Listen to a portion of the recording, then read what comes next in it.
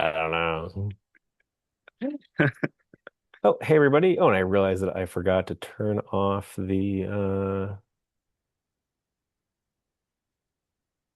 waiting room. So let's see here. I'll go back to that. I'll turn off the waiting room and I'll also turn off the dinging noise, perhaps. No, I won't. Okay. Oh yeah, I want to change who can share the screen too. I'll do that.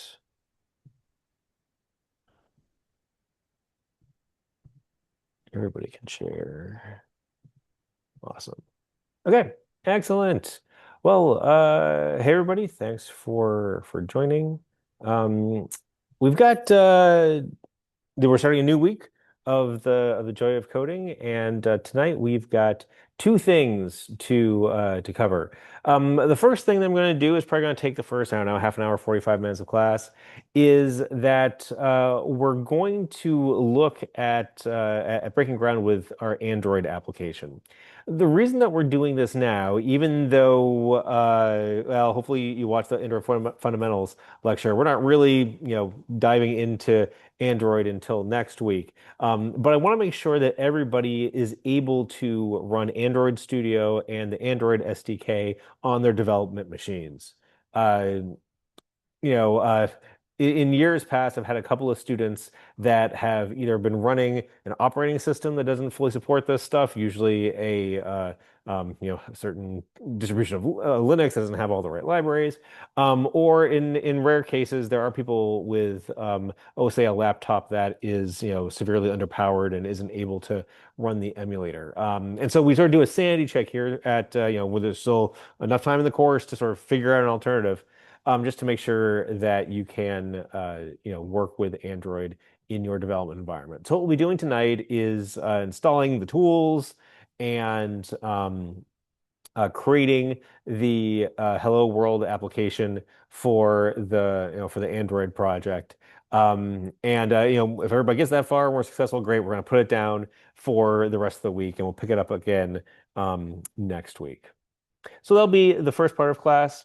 And then in the remaining part, we're going to explore mob programming. So we'll do an operating system, sorry, operating theater activity, just like we did to introduce pair programming. And because there's only a handful of people, I think we'll just all mob together, and we'll do it remotely. Since it is the hybrid day, and all of us, including myself, are remote from the classroom. Let's do it that way. Just as a reminder for everybody, just like pairing, I want everybody to start out in person. So on Wednesday, please plan on being in the classroom. Bring an HDMI adapter, and we'll do our first mob programming activity in person, but we'll get a little practice here in the operating theater tonight remotely. Oh, chat came in. Pizza party on Wednesday. There you go. I'll bring the Sunny D. Yeah. Oops. There it is. Cool. Before we dive into that, I wanted to open up the floor. Um, let's see here. You've been, I graded your project twos, of course, your quizzes and everything like that. Oh, and by the way, in case you missed it in Slack, I sent everybody a summary of all their grades so far, just to make sure the bookkeeping is all correct. So please take a look at that and let me know if anything is unexpected or amiss.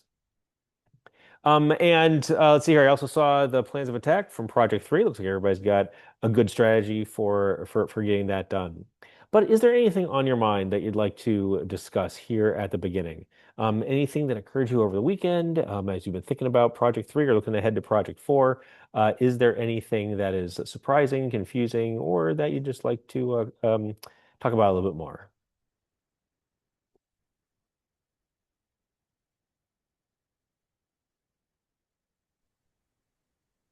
Yeah, I wanted to ask about the final exam. What's the Oh, yeah. format for that, or how do we Yep. best study for it? Great question. I'll go into more detail in a couple of weeks. As you'll recall, the Okay. final exam is worth like 12% of your grade. So all things considered, it's not a make or break type thing. But it is important to be prepared. The final exam comes in two parts. There's an individual part and a group part.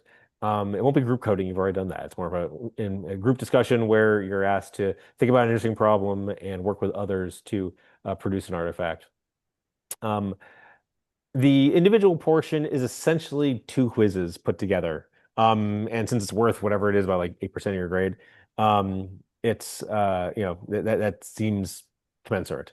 So the best way to study, I will say that it is holistic for the entire course, and that it is also, well, it's open book in that any resource that is linked to on my homepage um, is it can be used as a reference. Like the lecture notes, right? So yeah, you can look at the lecture notes, you can do a text search and find the topic that you're looking for. I would say that the final exam questions are a little bit more holistic in nature, where the quizzes are very much like very specific things. Like to think that the final exam questions require a little bit more thinking. Anyway, so that's what the nature of the final exam is, and really the best way to study is set aside probably not much more than an hour, maybe 90 minutes, to just review the notes. Remind yourself of the topics that we covered to and really make sure you sort of have like the index in your head of like, oh right, that topic related to date formatting is over here. If there's something that if you see the question, you're like, oh right, I remember there was some detail. So yeah, I think skim over the lecture notes. I would not recommend listening to the all of the YouTube lectures again. But yeah, so anyway, that's my advice for the final exam. All right, that was helpful. Thank you. Yeah. What did you say the group portion was again? The group portion it's not coding, so I'll let you know that much, right? You've already done plenty of group coding. Instead it's a group discussion, and probably with this class we'll have two groups of about four people. And I give you a problem, which I think is interesting, and other students who have done used it in the past have found it interesting too. And for you all to think critically about. And it really is just one last opportunity for you to work with other people to get some more experience debating an interesting problem, coming up with a solution to it, and then expressing it in an email to me. Okay, thanks. Yep.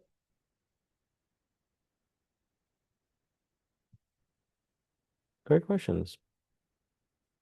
Other things that I can answer, other things that I can speak to, or other things you'd like to know.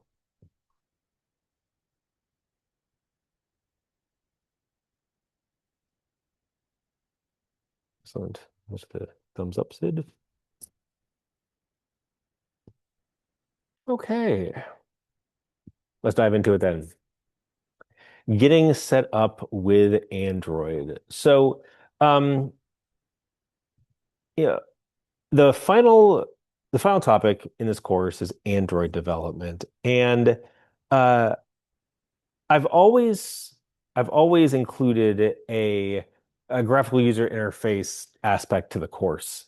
Um, it's it's so strange that even now, I mean, when I was in your shoes many years ago now, um, I remember talking to both students at my college, and then when I'd meet people from other colleges too, and like no one ever did anything with GUI development, and yet this is what software is, right? Whether it's, I mean, yeah. There even whether it's a web page, whether it is a desktop application, whether it's something on your phone, this is what computer programming is, right? But yet, even now, it doesn't seem to be covered very much. Maybe it is for the web, but certainly not for desktop applications or even Android applications. Small device applications like phones and set-top boxes and things like that, or TVs or whatever watches. So it's something that I've always included, and I've used in a handful of technologies over the years.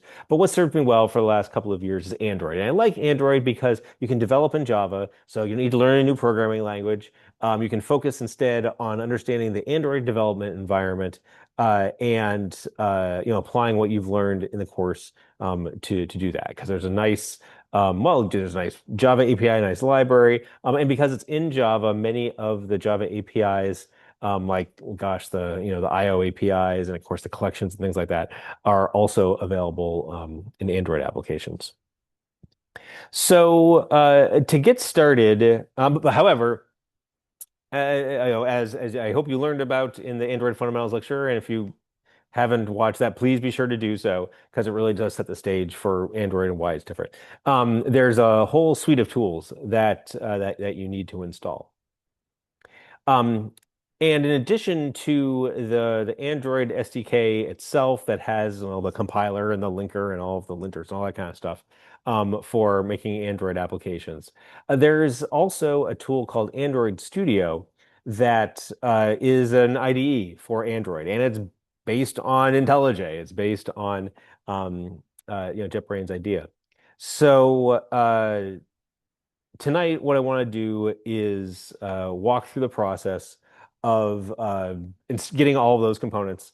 And then what we'll do is we'll get all of the tools, and then we'll create a simple, well, actually a template, a blueprint for our Android application, and make sure that we can run it on our development boxes.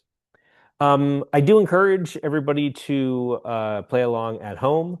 Although some of these options, or some of these operations require quite a bit of a download, and so then if your internet connection is a little slow, things might take a while to download and then install. You'll see stuff going by on the screen. So, and as I was saying at the very beginning, the reason that we do this now, even though we won't be really focusing on Android until next week, is just to make sure that it works in everybody's environment. They're able to do so. So to get started, let's look at the Project 5 assignment. And I'm gonna there we go. Blah, blah, blah, blah. We won't talk about the specifics so much. But what we will do is we'll start with getting the Android Studio IDE. So I'm going to post this here in chat. So I'll say download Android Studio, which is the IDE for Android development from that. There is a download Android Studio. Of course, there are lots of licenses to agree to and such. This and I have Mac with Apple chip. Luckily, they still support Intel. And let's see here. And so the first thing you do is download Android Studio. The nice thing about Android Studio is that it lets you manage all the other tools. Now, and so like I download this.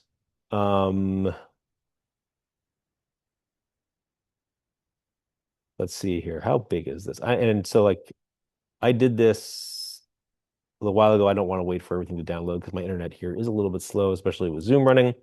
So instead, I'm going to do a little bit of magic and go over to where it was downloaded. Oh, yeah, 1.4 gigabytes. Yep. So yeah, that might take a little while on your internet. And if you need to go find some faster internet, I remember one time we did this in class. I probably had about 30 students and they all started downloading at the same time. And it literally like everything just ground to a halt over whatever Wi-Fi network they had and whatever. That was probably in before Neuberger was Neuberger Hall, or sorry, before no, it was Neuberger Hall before it was the Massey Center. I think it was back in that building, and the internet wasn't so great. So one of my students actually like left, went to Starbucks, downloaded, and came back. It was pretty funny. Anyway, I am going to go find it from where I downloaded it. Hopefully I don't have anything yet. Here we go. Right here. Yep, I downloaded there. Let's see here. Can I just open it from here? Great. So when you download it and you run it, it gives you this installation experience. This, of course, is the Mac installation experience. If you're on Windows or Linux, you'll see something different. So I'll copy Android Studio to my applications directory. It went and did the thing, I think. And now I can run Android Studio. Yep. Okay. So yes, Android is from the internet.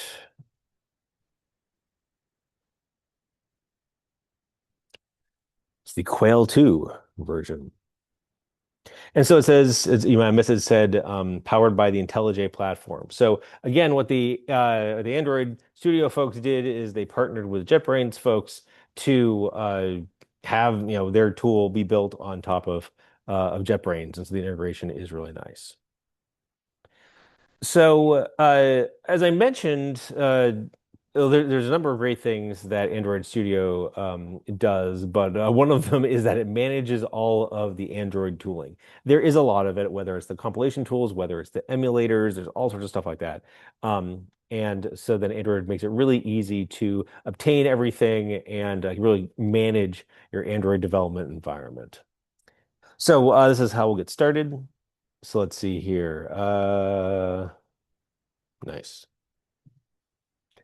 I recommend the standard installation. I haven't looked at custom in a while, so but I've found that for me on my laptop, it's been just fine. If you're worried about the amount of space that it takes up or have any other concerns, you might need to customize it. Although I don't know, off the top of my head, what exactly those options would be. Okay. Okay, yeah, good. And so then, so there's a number of things that it installs, including the emulator, all these tools, uh, good stuff. Yep, we want all of that. And now you need to go through and accept a whole bunch of licenses. I've already read over this stuff many times. I've used Android for a while, so I'm all comfortable with it. If there's anything that gives you pause, reach out, let me know. But it's pretty standard stuff. And there it goes. So it'll download a bunch of components, and it'll install them. I'll watch the details go by. Always, I guess, fun. Um, it might take a little while. So, um, I'll just use this opportunity to talk more about Android development in general. So.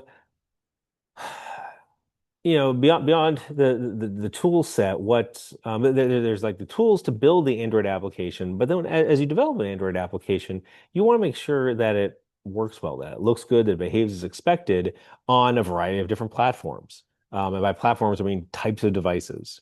So one of the things that we'll see is that Android has a incredibly rich suite of device emulators. And these device emulators basically are the software behind these particular devices. We'll be creating one for the Pixel 5, but as you'll see, there's a big, huge list of them. Um, and these are all provided by the device vendors. This is really in everybody's best interest, whether it's the vendors or the developers, to make it so that the emulators are available to developers. So developers can deliver high quality apps for those particular devices. Um, and so then, for this class, we'll just stick to one device. But in the real world, you want to make sure that if you're going to, claim support for, phone devices and tablet devices, maybe even TV or watch devices, that you can test your applications to make sure that they behave as expected. The Android ecosystem makes this actually quite easy to do, which is good. And it's actually one of the reasons why Android has become so popular, is not only the availability of devices, but also the ease at which you can develop applications for it. Okay, so now it's downloading, yep, the emulator very slowly on my machine. Are there folks playing at home? Hopefully, playing along at home, hopefully on faster internet. Yeah, mine got installed already. Excellent. Good deal. Thanks for being patient.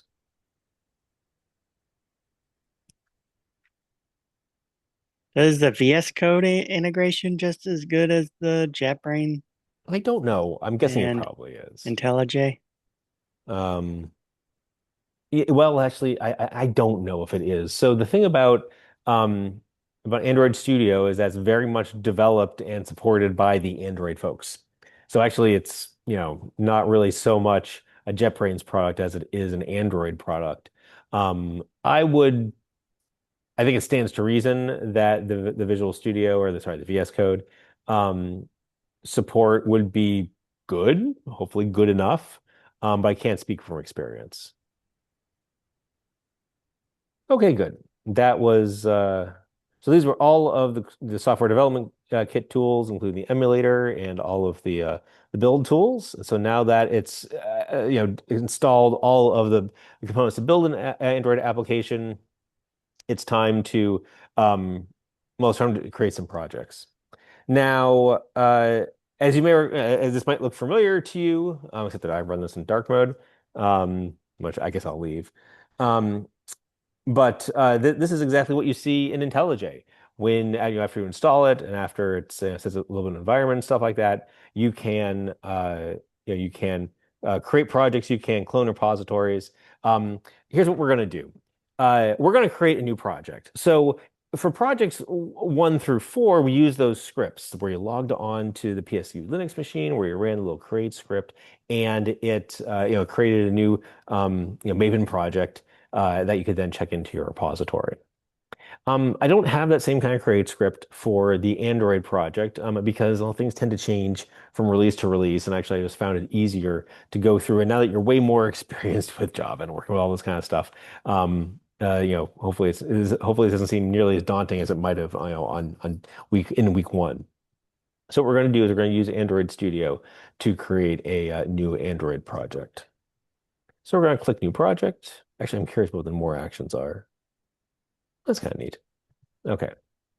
I'm going to create a new project. Now, let's see here. I've got a couple notes here on my phone because I want to be very specific. Okay, I want an empty views project. And the reason we all start with empty views is because that's the one that supports Java. I'll say a little bit more of that here shortly. So I'm creating this new empty views activity project. And the name of the project, the name of the application, I want to call it Airline. And the package name, we'll use the same package as we have before. So in my case, that'll be edupxcsjoy Whitlock. The save location, I want the Android project to be in the same repository as all my other code. And so then, that way, well, actually, it needs to be submitted. Still needs to be submitted using the submit script.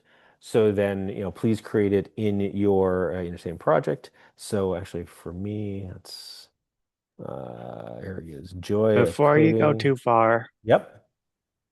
can you go back to your new project screen for a second? Yeah. The package name, we can Yep. just replace that with our Please do. ID Yep. without causing any problems. Correct. Yep. Yes. So this is, the package name is your package name. It technically could be anything, but hey, let's just, use the same package that we have been using, which is edupxcsjoy, then your username. Thanks for asking for clarification on that.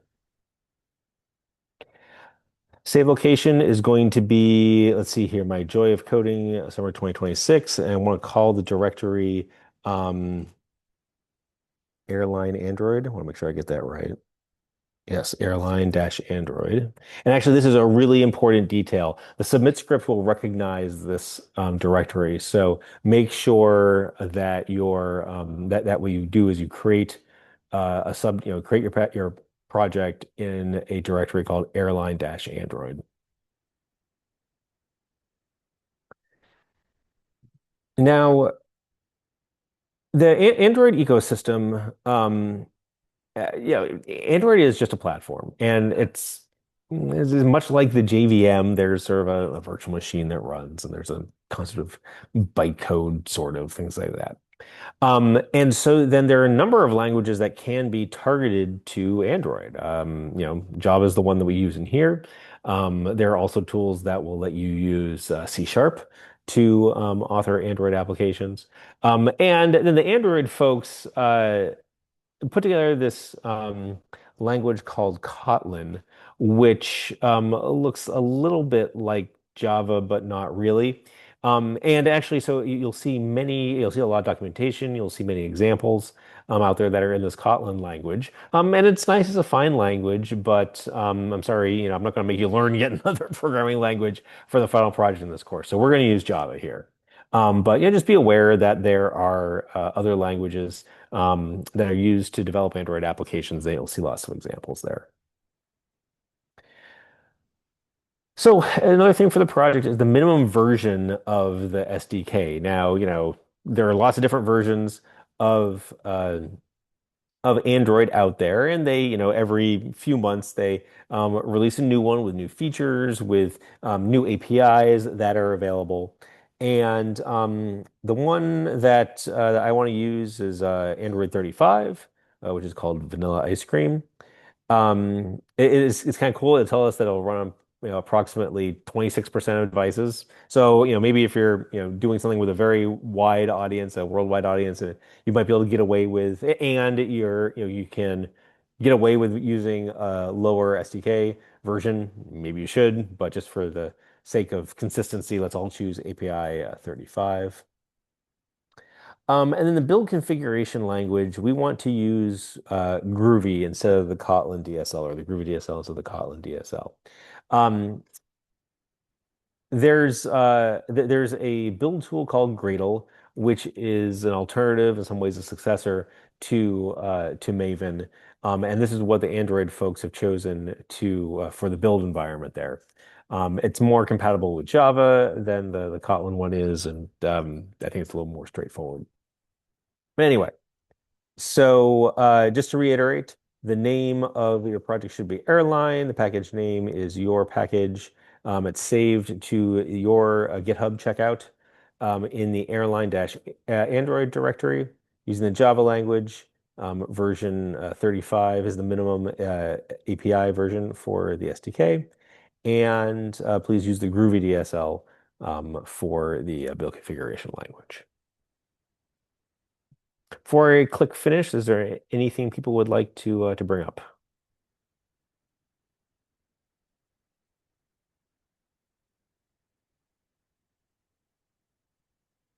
Okay, here we go. Okay, so now Android Studio has launched and it's doing its thing. Oh, it's even telling me if I want to add files to Git. So the first thing it does is it's going to generate a bunch of files and it's going to build a project around it. Um, Great. I'm saying not add, don't ask again because I don't want you to ask me again. Anyway, and as you can see, there's a whole bunch of files, and we'll walk through some of these. Okay, so now it's got a bunch of files, and it's going through and it's analyzing the build project. And okay, here we go. Great. Oh, did I? Oh, I didn't cancel that, did I?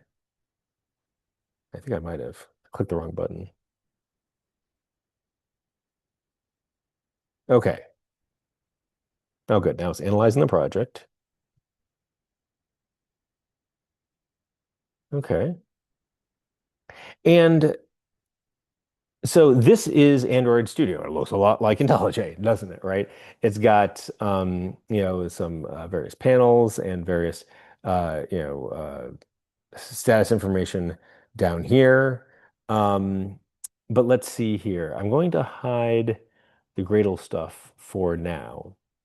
But I want to take just a moment and sort of walk through things. Again, things you should seem familiar. You've got your project view, um, you've got your commit. Oh, what's the unversioned file? Well, that's interesting. Okay. Um, I'm just going to go ahead and add these to GitHub, Git, and then push them up. Um, Added Android application. Did you choose the Gradle or Kotlin DSL for the A build Gradle, configure? Gradle DSL. Okay. Yep. Thank you. Or Groovy, I guess Groovy versus Kotlin. Yes, it's the Gradle one. Let's see here. Oh, looks like I found some build scripts. Yep, go ahead and load the Gradle script. Oh, commit push anyway. Okay, good. I just wanted to get all of my code into Git and up to GitHub. We're not gonna be making any changes to the code tonight. We're just gonna try to we're just gonna make sure that can be built. So, just like with your Java projects, The Android project has different views of the code. You can just look at like raw file view, which is like just the file system. The default is the Android. Let's see here, project again. Yeah, it looks a lot like that. The Android view is the most compact and probably the most relevant. Um, and ooh, Kotlin Plus. This is a little bit different since last time I looked at it. Anyway, here's the code. I'm gonna resist the urge to look at the code. Tonight we'll be diving into this next Monday. But if you do explore this, you'll see there's a bunch of configuration with the Android manifest, which is a lot like that web.xml that we talked about with the Project 4, and that configures the application. There's things called resource files, which describe the visual layout of the application. This is a little live editor preview of it. This is a simple Hello World application. Is what comes out of the box. All it is a screen that displays the text Hello World, and it's centered. And as we'll see next week, this is how you can edit that view. So, Android Studio is used to edit the application, and so you can edit the source code. You can, run tests, and you can write automated tests for the Android application. And by editing the source code and also editing the visual layout of the application, again, all stuff we'll see next week. But what I want to make sure that everybody can do is build the application. And not only just build it, but also build it and deploy it to an emulator that's running on their machine. So I believe if you go up under this thing that says no devices, okay, it doesn't give me the ability to add a device here. So, again, you have your application, but you need to run it on an Android device of some sort.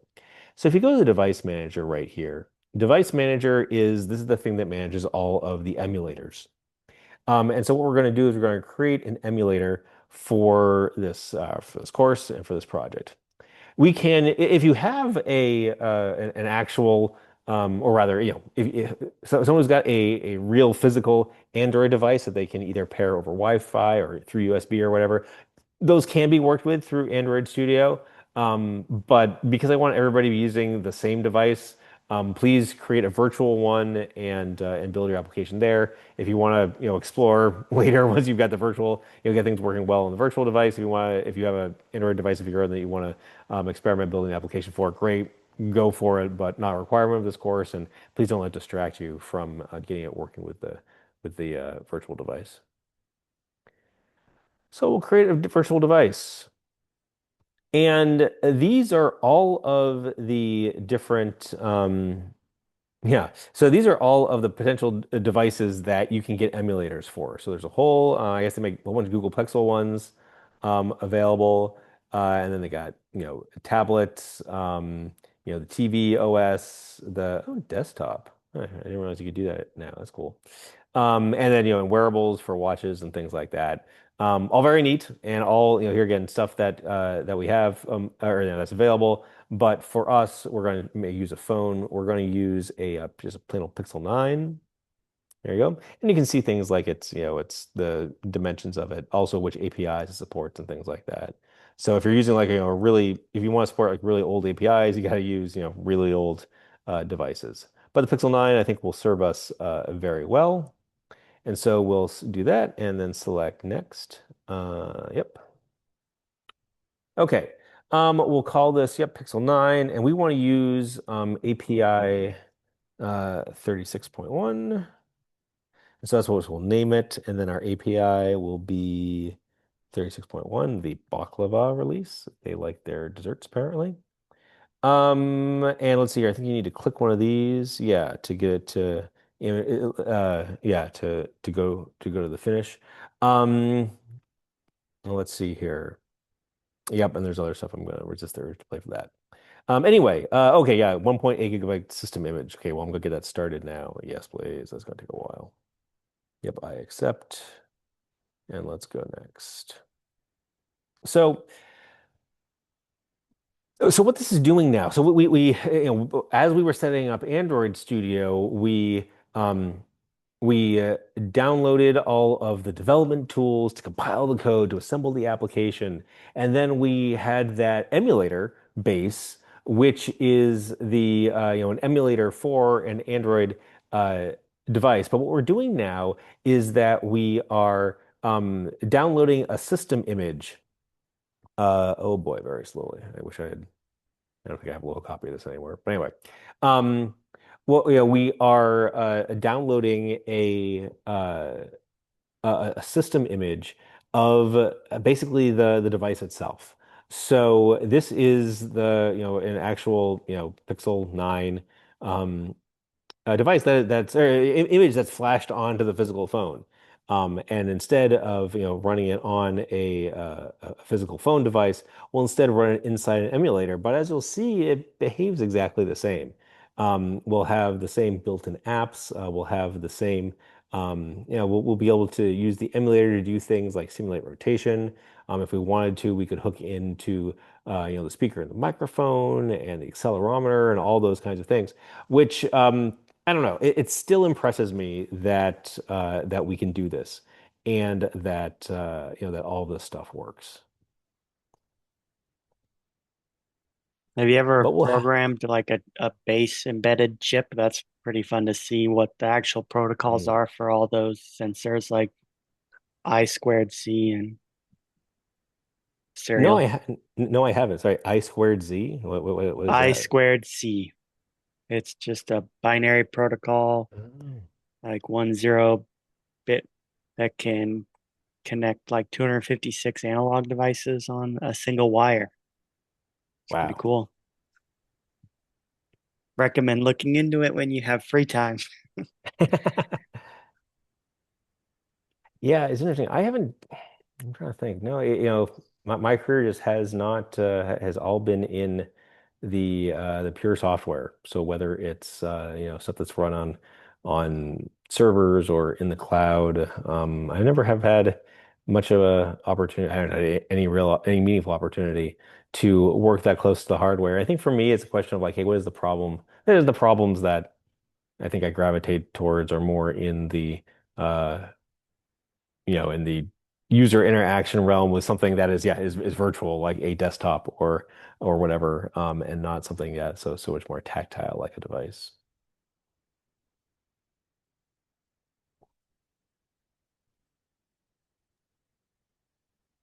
I like it because you have to think of you have a lot more restriction in your free form of play. It's incredibly punishing Hmm. for not being memory efficient or missing details, small details, and a lot of critical like safety stuff. A lot different than computer dev work. Well, and so that means that it like manifests itself as the device crashing or like say more because I'm sorry we got time. I'm gonna text my family. It's like, can you just pause your Well, yeah. I can show you guys something that I did in a physical AI class that I still have sitting on my desk Yeah, sure. Let's take a detour. since we have some time.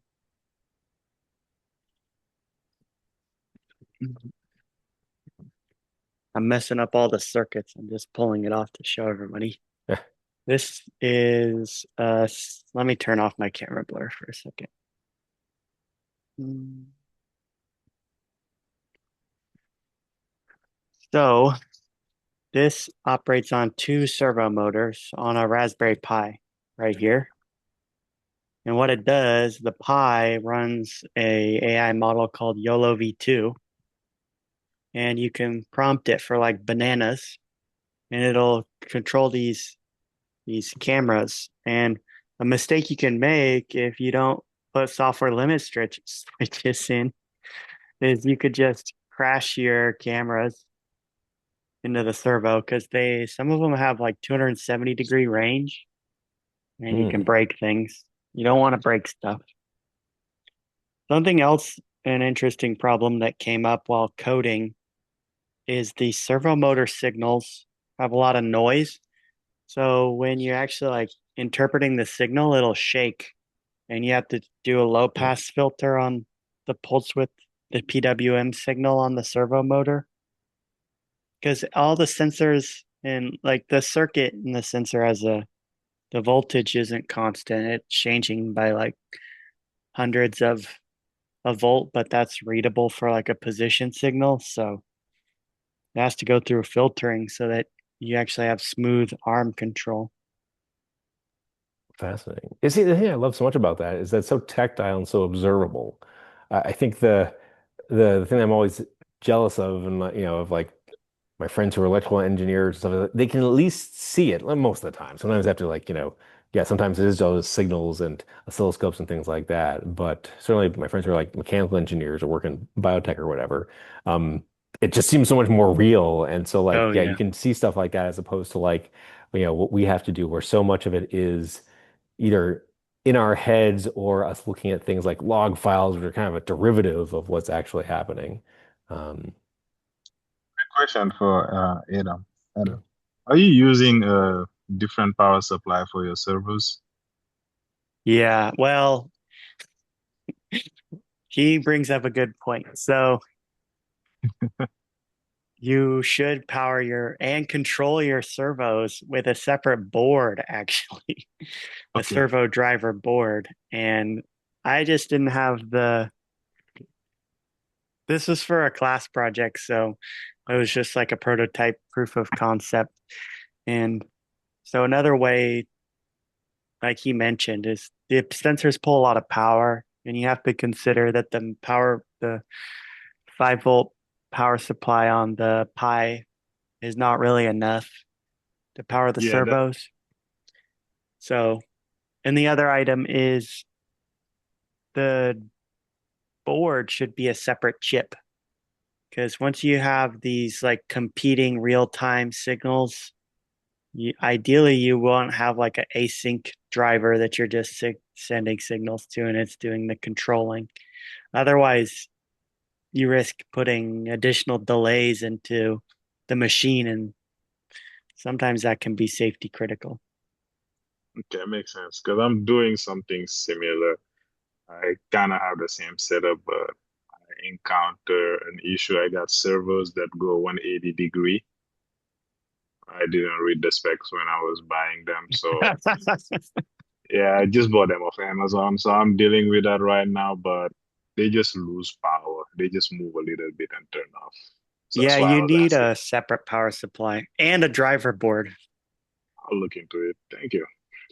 So that's why I like the embedded or closer to the hardware space. But yeah. And just so for my understanding, so you need separate power supplies because this one isn't enough, or yeah, so the Pi has a 5 volts, and I don't know what the power requirement is on the servo motor.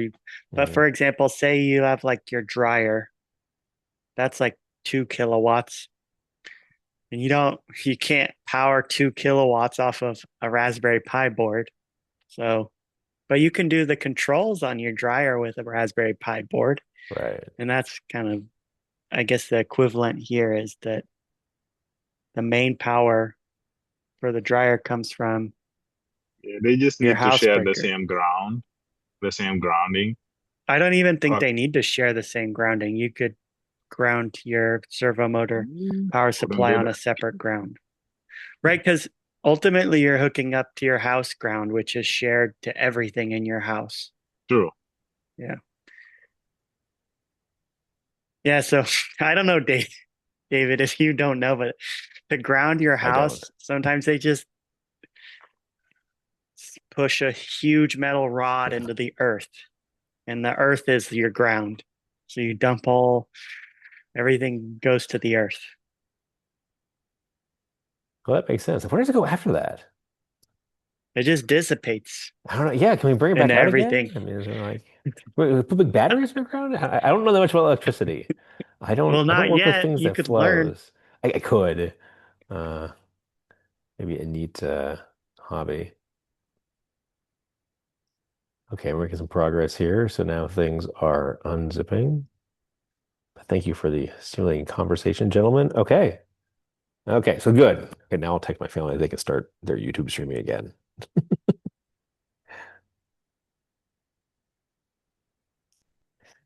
Okay. So, um, now that now, okay, so now we have over here in the device manager an entry for our Pixel 9 API 36.1 that we just created. So this is a virtual device that is known, well, it's known not only to Android, but to all of the Android Studio, but to the Android SDK and all of its tools. So then we can start the device. And so then you click the play button, it says starting up. Then here in the running devices panel, we can see, oops, I think we'll see, I guess it's probably still starting up. First time it might take a little while for it to start up. It's got to initialize a bunch of things um, and get running. So then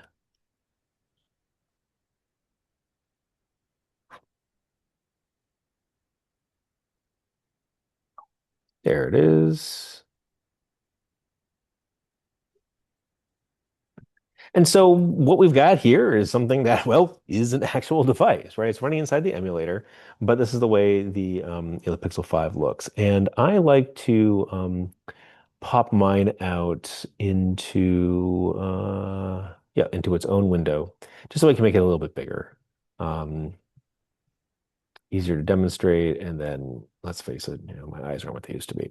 So here's your emulator, and it's a real phone, right? You can do things like, launch Chrome inside the emulator here. I'm not going to log in on my account, and it'll probably bring up a bunch of crazy news stories and things like that. But here we've got the joy of coding is dead. Oh no, at Portland State. One at Portland State. See if it actually finds the page. Oh, it does not. Oh, Millersville Technical College, whatever. And you can, click and drag past all the ads. Anyway, oh look, and you can even get my, yeah. Anyway, sorry, don't get distracted by the internet.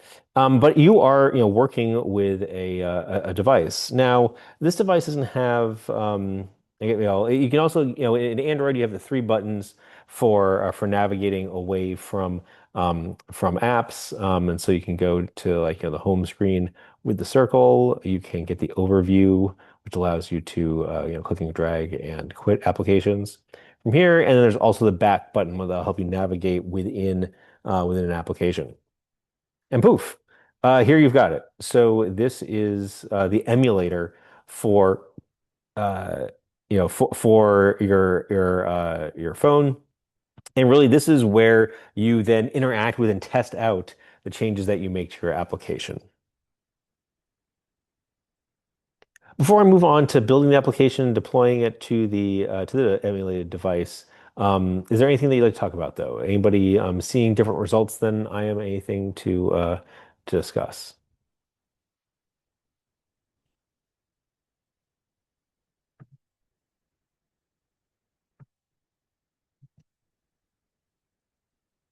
Okay.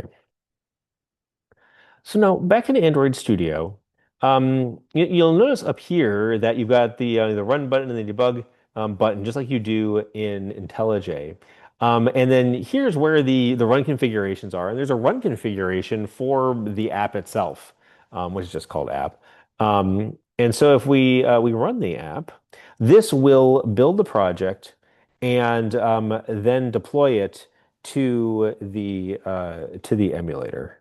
Oh, I guess the emulator's in a different window here. No, not the Zoom. I had the wrong thing. Go back to Android Studio. There it is. Oh, poof. There it is. Okay, there's Hello World. Um, let's see here. I'll just quit it and start over again. It ought to show up here. Yep, it shows up here with the green Android icon. That icon comes from, is that a drawable? Oh yeah, that's the background there, and there's the foreground. Okay, so it's those two images get put together to form the icon here, and then we click the icon. There's your Hello World application. And so then what you do and what we'll cover next week is, you make changes to the application to make it do the things you want. And then, if when you want to validate those changes, you simply, click well, in this case, it's the redeploy button now, or the rerun app button to redeploy them to the device. And then you can interact with them. You can, click and type on things on the keyboard, just like I did with Chrome.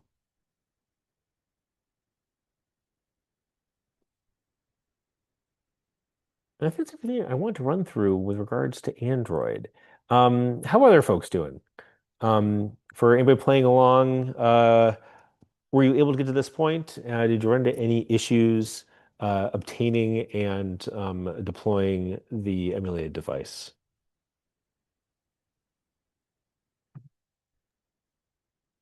Oh, I have one question. Yeah, yeah. How do we harvest the user's data and sell it? Well, that's the easy part. I'm sure there's a plugin for, Android Studio, which is like, yeah, probably mostly happens with the back end. Or maybe it's just the enable location services. That's all you need to know. No, yeah, okay. So I'll take a brief moment though to talk about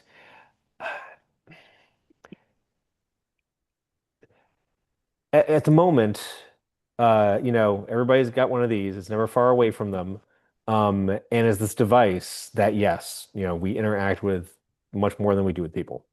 Um, And I think the thing, and of course, this has all sorts of ethical quandaries because, it's something that we create and that people interact with. And the thing that you'll find, I predict, will that you'll be encountering in your careers is, not devices that I hold in my hand, but devices that are in people's bodies. Right? Your code will literally be running inside somebody else. And anyone, in reference to our discussion earlier, if you're doing anything with like biomedical devices, we're already there. But hey, it's only a matter of time before we figure out how to use biomedical devices for recreational purposes as opposed to pure medical purposes. And as you all are considering what the code that you write and the problems that you're asked to solve and the solutions that you're asked to build, I expect that there'll be times where you'll be challenged in your careers about the ethics, about the implications of the code that you're writing, more so than like transferring money between bank accounts or making sure that social media is trying to be civil. Just sort of the exciting problems that can be solved in the future, but also the ethical quandaries that might come up also. Okay, excellent. Any other topics people like to follow before we turn our attention to mob programming?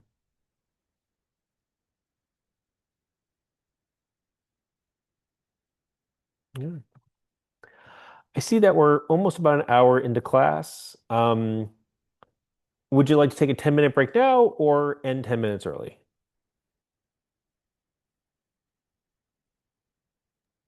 And 10 minutes early. Mhm. Or Going neither, once, but going yeah. twice. Okay. No, that's fine with me. Because yeah, don't know if probably don't need a break. And the mobbing will be pretty interactive. So okay, we'll plan to end at 8:10 then. Okay. So then let me transition here. I will sorry, I just gotta move some windows around. I'm gonna close the emulator. I'm gonna stop the emulator, which I think will happen when I quit Android Studio anyway. Great. Okay, I'm gonna quit Android Studio. Oops. I'm going to be starting IntelliJ here shortly. But first, we're going to talk about mob and ensemble programming. Okay. So I hope you also had an opportunity to watch the screencast or read over the notes for mob programming, also known as ensemble programming. Uh, it, mob programming, came out of the observation that pair programming works pretty well. What happens when we have more people doing it? And there were some, just like pair programming, there were some early people who had some people who first tried it found it to be very successful, and it's been adopted by many people since. So to help us, oops, I'm sorry, this is there we go. And so then, what we're going to do this week, this Wednesday and next Wednesday, is that you'll all have an opportunity to experience mob programming. You'll be working on katas that are notably more complex than the ones that you did pairing, because you'll have more brains available to you to solve the problem. And I found that these katas seem to be a good fit for lots of people working together. So we'll be in a team of developers, and you know, I think you should all. I'm going to pair. I'm going to plan for one mob. So everybody who's there, which will be at most 8 people, will all work together. We'll see. That's a little big for a mob, but I think if we tried to divide into two, it would be a little small. So let's just see how it goes. I think I'd rather, at least for the first one, err on the side of too big. So, but first, to sort of dip our toes in the water to figure out what it's like, we'll do an operating theater exercise. I'll be part of the mob. I'll be offering some facilitation and some feedback along the way, and this will be an opportunity for you all to experience it with a little bit of guidance and a little safer environment before you all do it on your own. Or well, you do without me.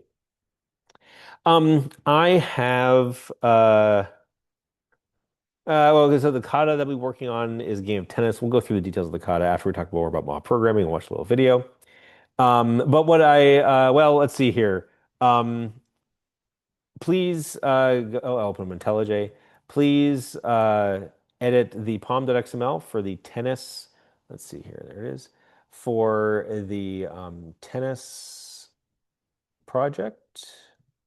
So if you go and pull down the latest changes from GitHub, you ought to see a tennis project there. If your tennis project isn't bold, go over to the Maven tab and click on Sync All Maven Projects. And while I'm giving a little introduction to my programming, please sign up. We're going to need at least 4 volunteers. We've got 5 people, so please attend. We're all friends here, and I think it'll give you some good experience.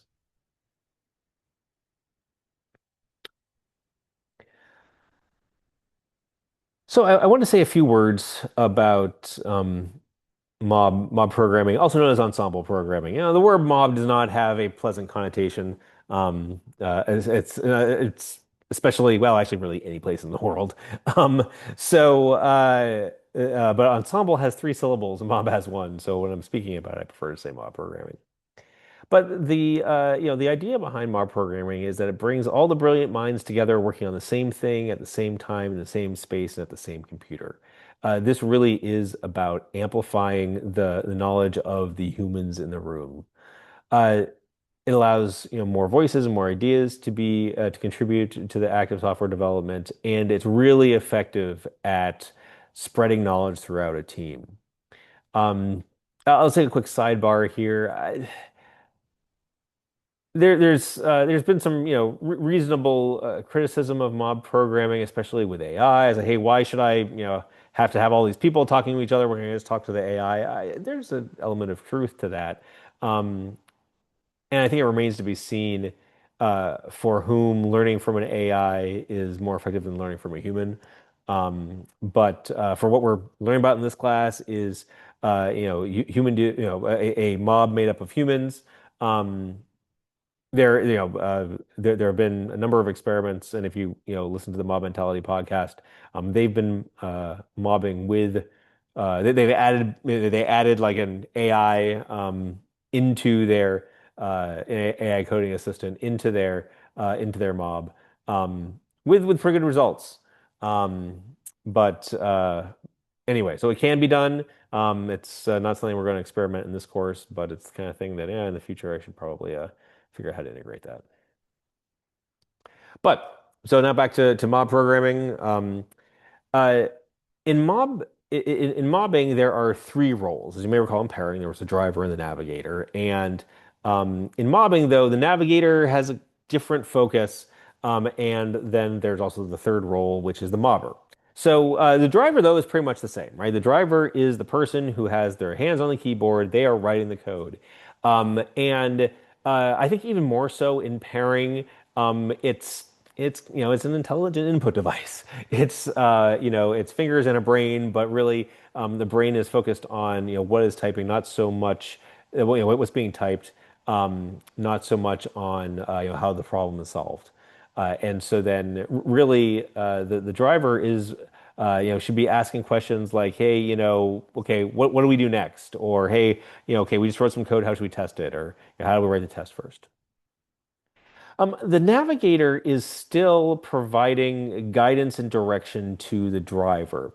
But in a mob, the navigator has an additional responsibility, which is probably even more important, which is to take the ideas from the other people in the mob, and then provide, the intent to the driver. So it's like, okay, you're driving the minivan with like, your kids and all their friends going to soccer or wherever they have in Sunny D commercials. I don't know how this works. And so it's like, great, you just came from the big game and everybody's hungry and where do you want to what do you want to do for lunch? And so then there's a person who's driving who's focused on the road. There's the navigator who then is having the conversation with everybody else in the van to determine, okay, where ultimately do we want to go and how do we get there? So really, in some respects, everybody except the driver is a navigator of sorts, but the designated navigator, the person who has the designation of the navigator, who is the person that funnels those ideas to the driver.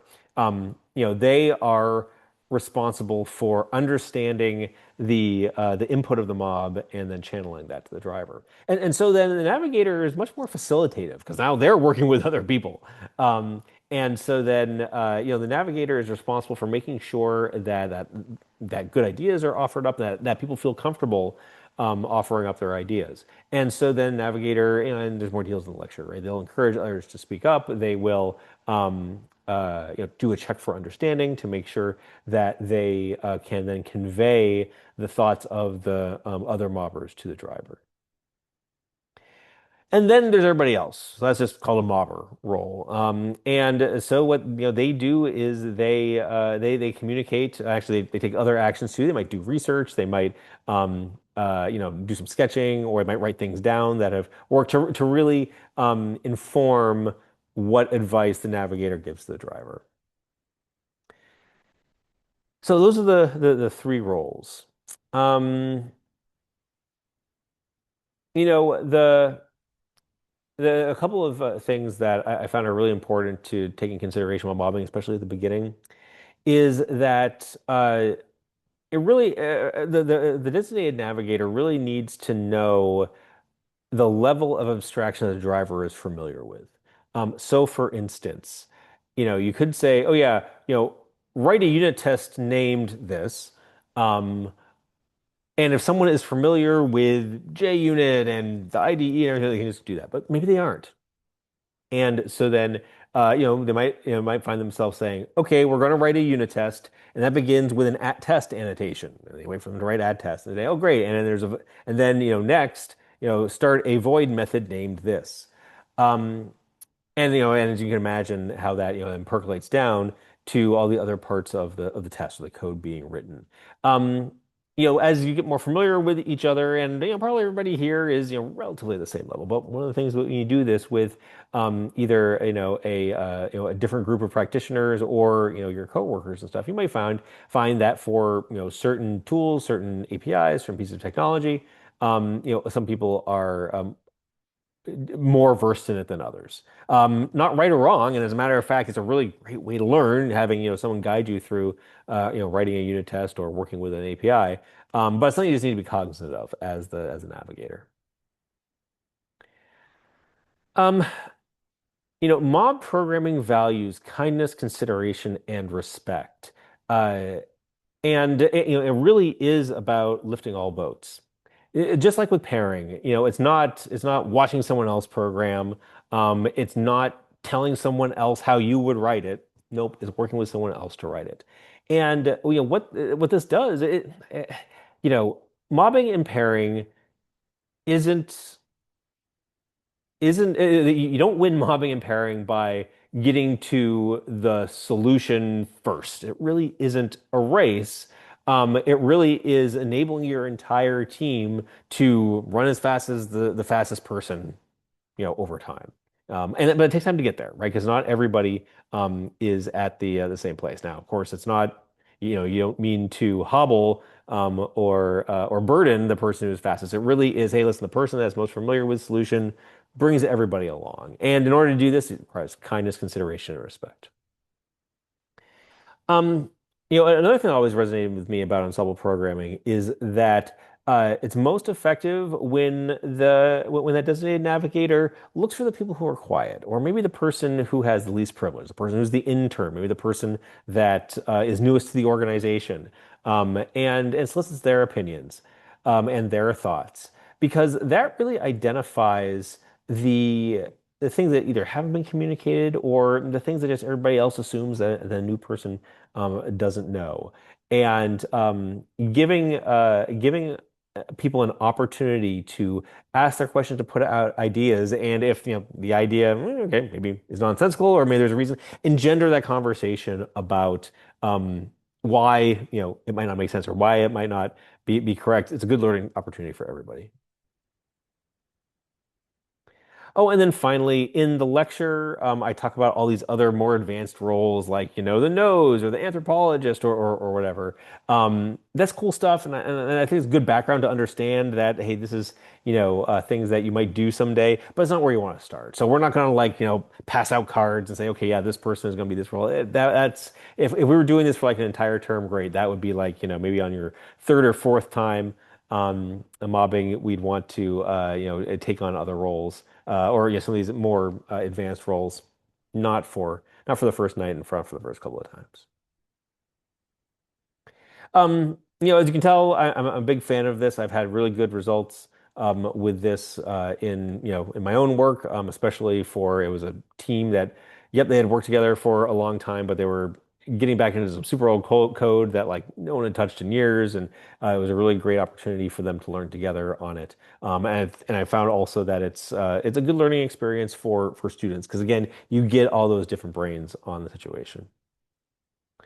Here's a whole bunch of resources that I encourage you to check out, at some point. But I would like to play this video about mob programming that I think gives just a good idea of what it's all about. So, okay. So this is like okay, a time lapse of the of I guess this is probably the original squad of mobbers here. So the guy over here with the collared shirt and the glasses is Woody Zool, who sort of first evangelized it. The guy here in the black with I don't know if you can see my mouse or not. And there's no audio, by the way, with the really nice long hair. That's Chris Lucian. He co-hosts the Mob Mentality podcast. And as you can see, people are there's one person at the keyboard. There's multiple people who are talking. They rotate positions, so Chris is at the keyboard now, and everybody's talking, everybody's engaged, everybody's moving. And so then, hey, take a little break, which yep, you definitely need to do because there's a lot of brain activity here, and you don't necessarily, you can't necessarily regulate it on your own, and so then it's important that the mob take breaks. Yep, and sometimes people will go step away from the mob for a little bit to go do some things. Looks like Woody had a meeting to get to or something like that. Okay, and now he's back. And people are at their laptops doing research about things, maybe how to solve a particular problem, or maybe communicating with the customer, the user of the software. Okay, now they are taking a lunch break. Not so exciting, except for this poor guy. Like, go be with your friends or go take a walk or something. It's a little cold. He's got a sweater on. And they're in California too. I bet the weather was nice. Anyway. Um, and now here they start again. So I think this guy here is the product owner. He's more of a customer representative. And even he, gets to contribute, gets to, work with even if he's not writing code, he can still, get feedback on what was written, can interact with the system, and then, provide input in terms of what's next.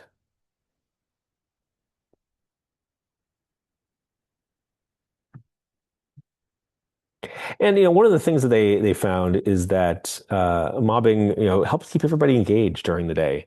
And as you can see, yeah, people aren't falling asleep at their desk.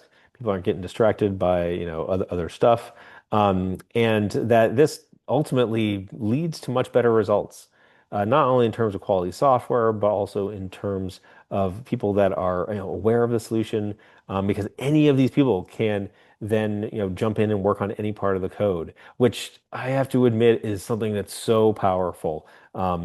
Throughout my career, there have been numerous times where I too many to count, where I've been bottlenecked on some piece of information that someone else has. Oh, hey, where does this code live? Or hey, how do do this thing in the code?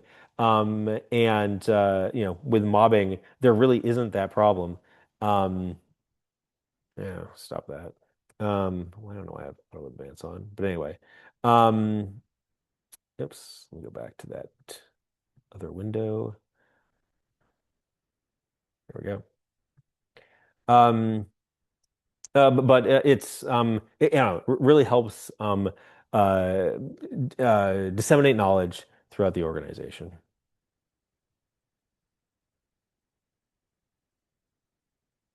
So that's mob programming. Before we begin the activity, though, what do you think? Any thoughts or ideas going into it? Anything that you want to contribute here as we prepare to try it out?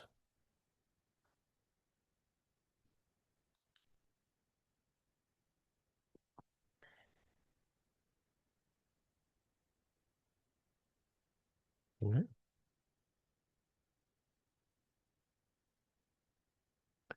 So, yeah, we'll spend, I don't know, the next 45 plus minutes doing one of these operating theater activities on the tennis kata. So, um, hope people are familiar with the game of tennis and how it's scored. It's a little unusual, right? There's like you have there are you start out and the score is love love, meaning that neither player has scored, and once they score, they get 15, then 30, then 40, and if you have 40 and you then win one more point, you win the game. But if both players have 40, it's called being in deuce. And then once you're and then when someone wins a point in deuce, then that player is said to have the advantage. And then if you have the advantage and you win the point, then that player wins the game. Otherwise, if the other player wins the point, then they're back at deuce. Um, just quick show of hands. Uh, who feels comfortable with the rules of the game of tennis and how it's scored?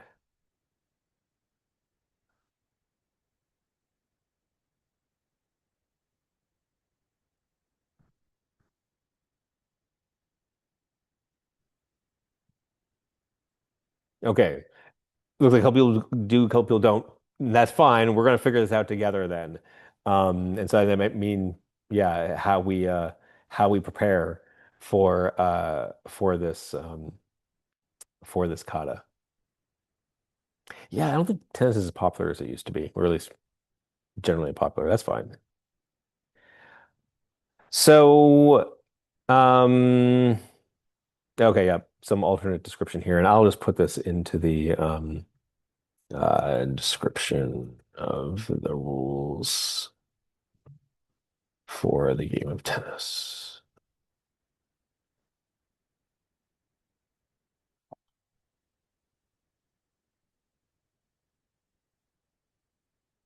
Yeah, fascinating. Okay.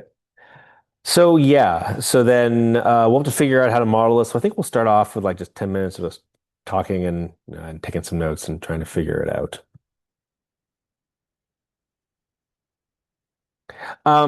So what we'll do is we'll do a round of Pomodoros. Again, like we have done before, I'll be the timekeeper. Uh, I think I'll start out as the designated navigator, sort of get things off the ground. But then at the end of the Pomodoro, we'll do a 2 minute reflection. I've got the teaming retrospective cards here as a PDF, and so we'll choose a topic to discuss. And of course, when you mob with me, we always do retrospectives. Um, and because I think it's important that we capture what was effective for us and then things that we want to try differently in the future. Um, and then we rotate. So then who's ever driving first, the driver then becomes, well, it will commit and push to GitHub. And they'll go back to being part of the mob. And, oh, wait, sorry, no, other way. The current driver becomes a new designated driver. So sorry. The current driver commits the change and pushes them to GitHub.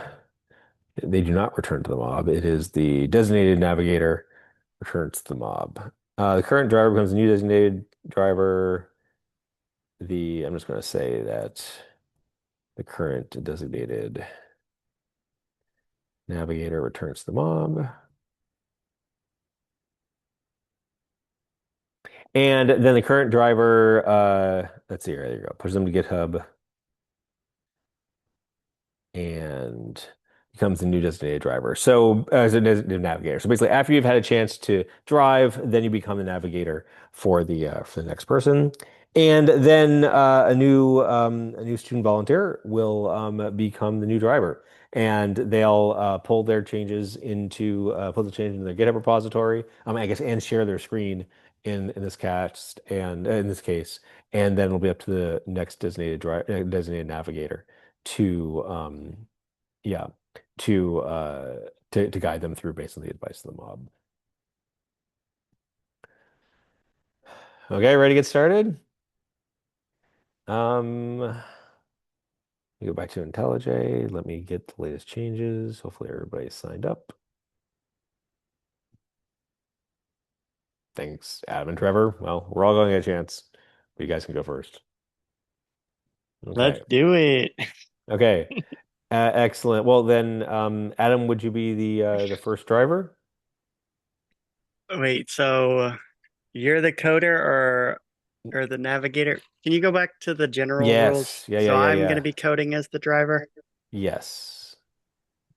So I found it best if I start off being the first navigator. Okay. And actually, before we code, let's just take 10 minutes and talk about and this is more of a free form discussion. Let's just talk about how we'll go about approaching this. Um, yeah, let me put 10 minutes on the clock. Mhm. Well, how about you just let students propose what they Yeah. think first? Yeah, well, that's what I was I'm gonna kind of say. interested. What do you guys think? So then, yeah, what's like, and maybe the question that I'll ask is like,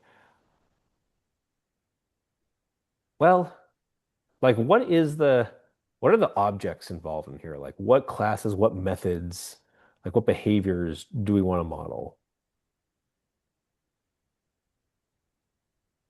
Is my mic working? Okay. Oh yeah, hey Trevor. Yeah, Hey. Um, take some notes.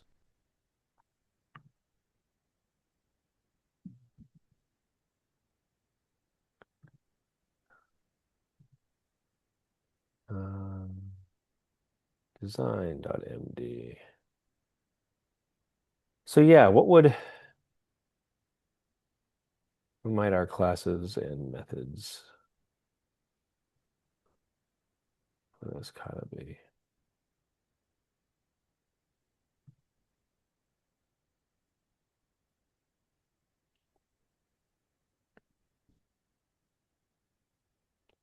I mean, ultimately, we're looking to.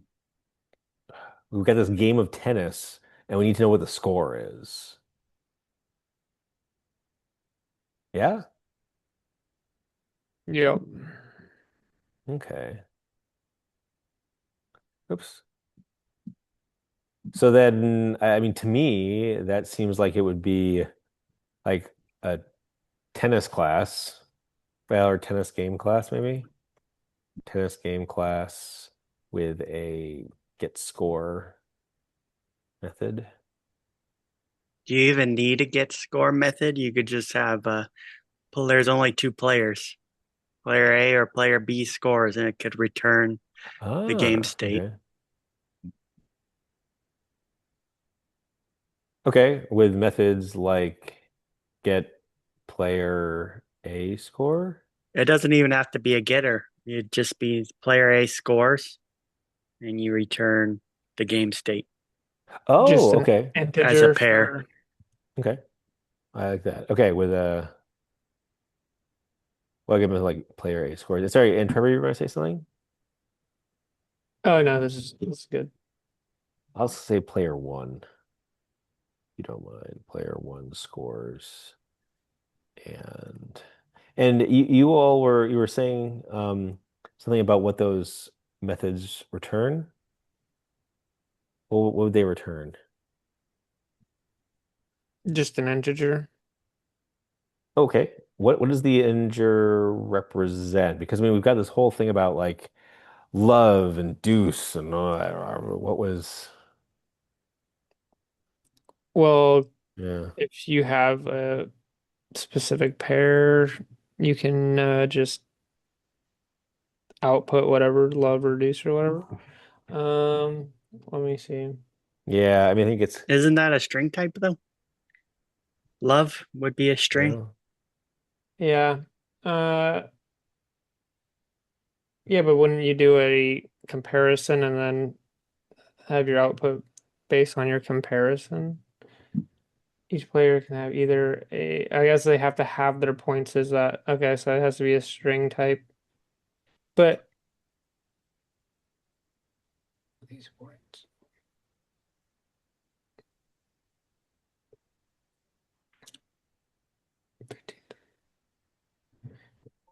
oh, what if we did something like this? What if it did return a string that describes the score of the game. So for instance, initially the score is love, love. And basically like represent it this way with like a dash between it. So when player one player one scores for the first time, well, after actually these are just test cases, aren't there? So it's like given a game with a score of love, love, Or maybe an enum, since the states of the game are restricted to 2 to the 4th or 2 to the 3rd. oh, like have every possible combination in the enum? A pair of enums. Can It Java could be. return pairs Yeah. or tuples like Python? No, there's not like a built-in tuple class. We could probably gonna make one if we wanted.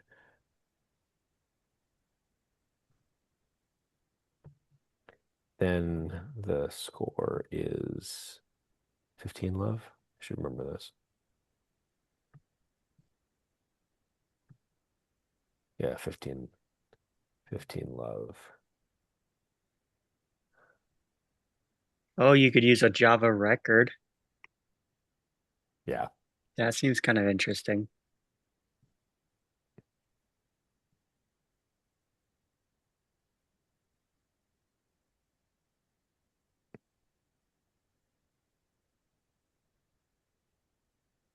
Well, yeah, I don't know. I'm kind of inclined to start with a string.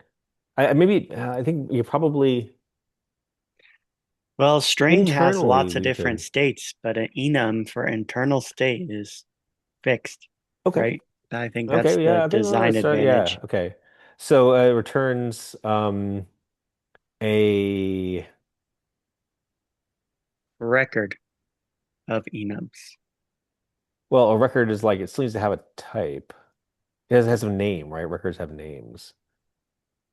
So What? yeah, yeah. Sure. Maybe I'm just seeing this. In my head, you just have your P1 and P2 as individual ints, and then you just do a comparison, and then you have strings for like the game state. So if they're both 0, you'd return a string of love, or otherwise, Mhm. like whatever the comparisons are, that's where we do our test cases. So 0, 0 would return love. I can't remember all the other ones, but Yeah, 15 and okay. and then like the game state would be a string, but it can be in show numbers or words or whatever. Okay. And you know, Adam, I'm wondering, let's see here, if after player two scores, sorry, you had suggested that both those scores return the string, which is the score of the game. I'm wondering if No, it this ought to returns be the a game set. state. Okay, yeah, returns the game state. And actually, is I game guess state it would, I guess the string would be representative of the game state, but a string could have so many different good? Yeah, it's kind of a loose type. formattings. Okay, yeah, right. Okay, so a game state. Uh, The only reason why enums is this, I feel like from a design perspective, you want to restrict. So with the mm, strings, you could have a bazillion different strings and yeah. possibilities. With an enum, now you're just restricting that to a fixed number of outcomes that's usually a lot more manageable for Mm, testing than okay.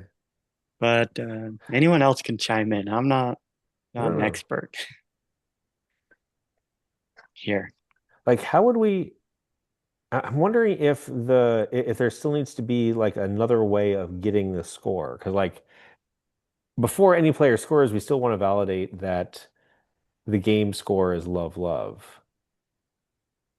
So I'm wondering if like there needs to be so like if player one scores and player two scores are both void methods, and then um there's also like a get score or get game state.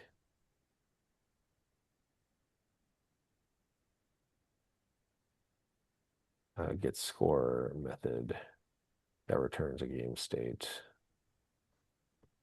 Oops, there you go. That represents the current score.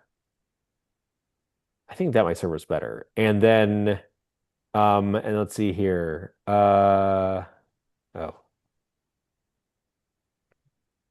what are some key usage scenarios? Jeez, scenarios that we can implement as tests. Oh, and that's our 10 minutes. Okay, I think we've got a good place to start. Adam, as the first server here, let me commit and push this. I don't know if anyone else is going to need it, but add a brief design document. We can augment that if need to. You know, one of the nice things about mobbing is that after maybe doing a round or two, we may need to blow the whistle and say, "Oh, this is going to be a design round," and go back and look at things again. But I think we're ready to get started. So, Adam, would you take the screen? Yeah, hold on, let me get set up. Yep. Let's see here. Oops. Stop the timer. Put 8 minutes on the clock. Okay. Awesome. Okay, so then thanks for volunteering to be the driver. Adam. Let's see here. If you haven't already, please pull in those latest yeah, those latest changes.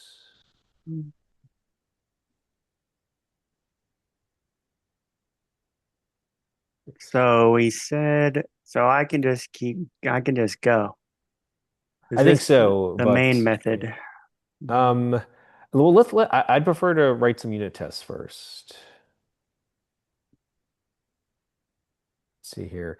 And can you quick run this unit test just to make sure that the IDE is functioning well? I'm not familiar enough um, with VS Code to know if this is. Oh, okay. Are you just going to run it from? Yeah. Okay, cool. Oh, and actually, So can you I need to Control C move this and go to into the, the tennis directory? It's going to take forever otherwise.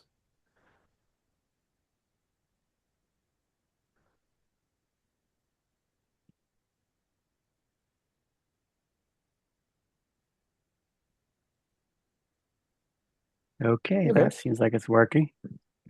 Yeah, so what I'd like to do is implement, well, really that first scenario in which initially the score of the game is love, love, and I think what that's going to do is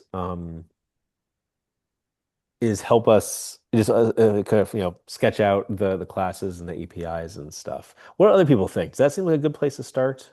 So what do you want to call Well, I want to get the some input class? from the other mobbers first,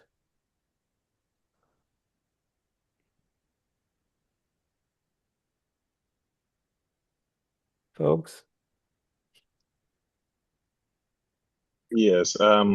My only concern is about representing that how you call it, the love thing. Mm. I was maybe thinking having a list of string and check if we can detect like digit for the 40 and stuff like that. Oh. And yeah, check then we will only have to check love and deuces, I think, something like that. But yeah, that was Yeah, my yeah, only thing. and yeah, I mean that reminds me of something that Adam was saying earlier about how yeah, strings are just so arbitrary. Maybe we want to use enum types instead. And so I think that's Yeah. yeah, I think you raise a good concern there. So yes, and so sorry, Adam, you were about to ask a question before. Oh, I'm just waiting. Let me Okay. know. Yeah, go Okay. ahead. Yeah. Then let's see here. If we're going to implement that first scenario, Adam, if you could please create a new unit test called initially score is love love.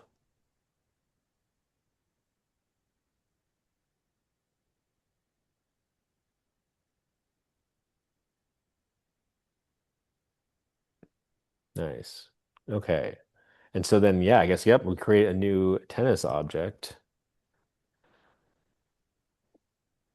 And then, yeah, I don't think that's what we want. Now, we were talking about having there be like a get score method on tennis that returns, what do we call it? A game type? Sorry, a game state. Also, do you want me to just completely turn off the line suggestions? I can Um, do I'll either. let it be at your discretion. It might be interesting to see what the AI suggests, but it might also be super annoying.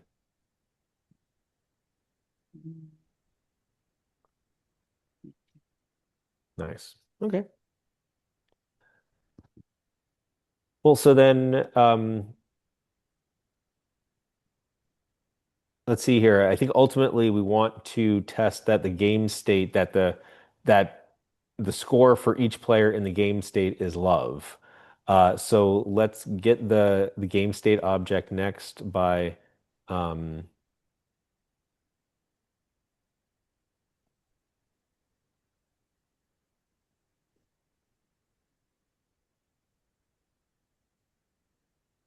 Like this.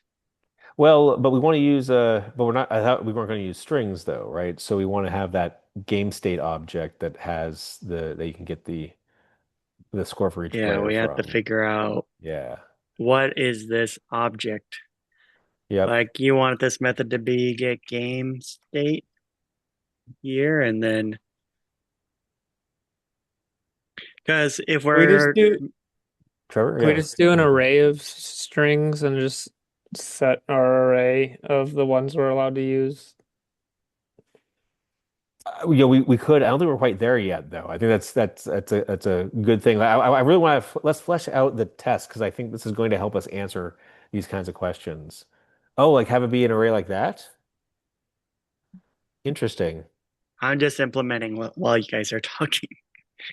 Yeah, no, I mean, I think in some ways using an array has some of the same problems that using just a string does in that, yep, it could contain anything. So if we want to be more specific about the types of data, I think we need to use some custom types.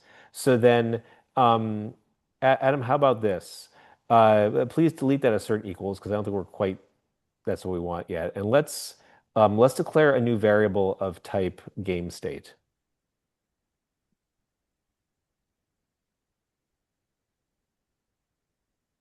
Yeah. For now.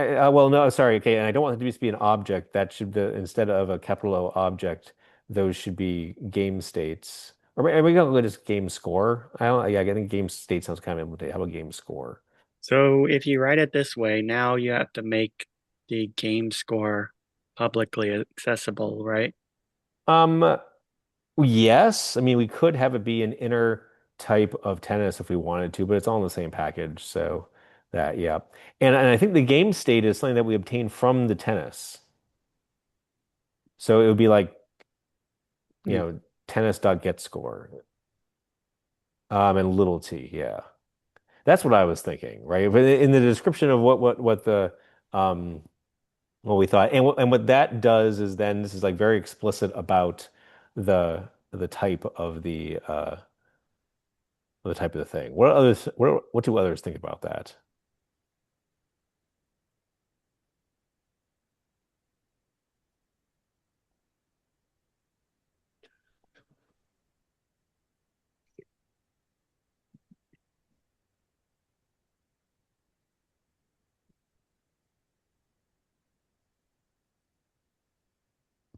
Hearing no objections, let's continue on. So then I think we want to assert then that the score so from the game state, um, and I'd Well, I encourage like you. this suggestion. Yeah, I mean that's actually that's totally it. Although that's an assert statement, not a JUnit assertion. So then, if you could use the Well, Hamcrest style assert that, or assert, you can use assert equals too. yeah, I'm not super. I've been avoiding ham crust. Oh, yeah. Like, Okay, great. That's yeah, and have it be get state. Okay, wow. It's like uh, okay, I'll turn that off. yeah. I mean, it could be that, but I don't think that's what we want. Oops, ultimately. Oops. Put my yeah. So yeah, we want that to be yeah, just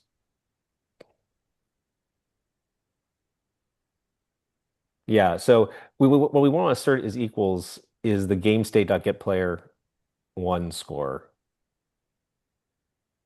Yeah.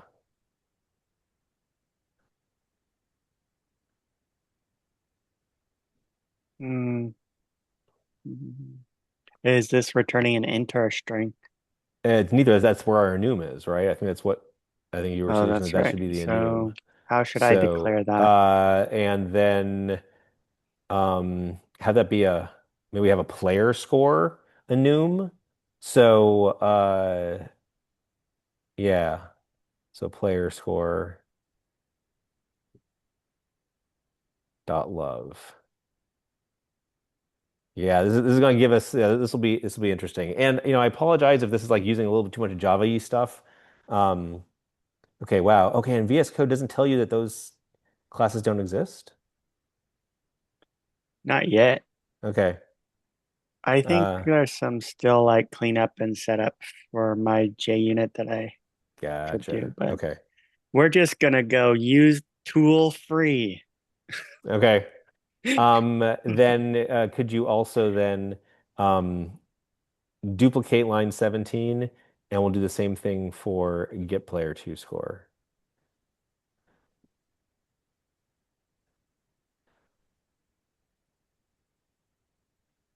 Nice.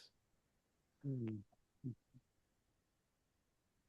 So I think this fleshes things out. And we're at the end of the time box. So would you please commit and push this up to GitHub? And I will get off the stage very shortly, but first I wanted to, let's see here. I'm going to grab the screen. I'm going to replace the current share. And we're going to go back and we're going to do a retrospective for 2 minutes. So that was, as always, it was interesting. I want to explore this topic here. So 2 minutes. Oops. Do we all feel comfortable sharing our ideas and perspectives?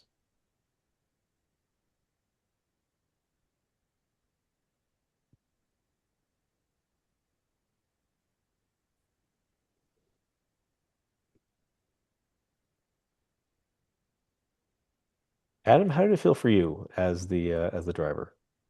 I was doing too much talking, solo talking, Say probably. more though. Oh, yeah, what makes you say that?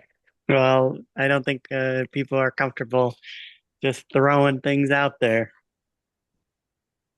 It's okay to be wrong. I'm wrong frequently in my job. It's just some opportunity to learn and discuss if we don't throw out ideas we can't discuss. Nice. How about others?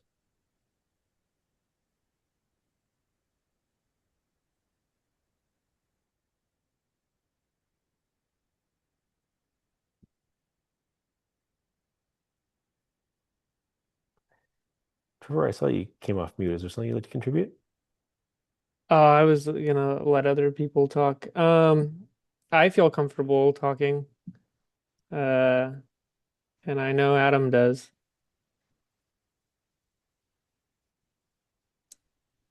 Yeah, same for me, even though I didn't give too much input. Well, you'll all have a chance shortly. Okay. Well, I am going to go back to Mob now. And Adam, it's now your turn to be the designated navigator. And Trevor, would you mind being the next driver? Yeah, well, I'm trying to pull it. It's being weird right now. 1 second. Okay. Well, how about you share your screen and we can offer help if you'd like it. Yep, 1 second. Will do.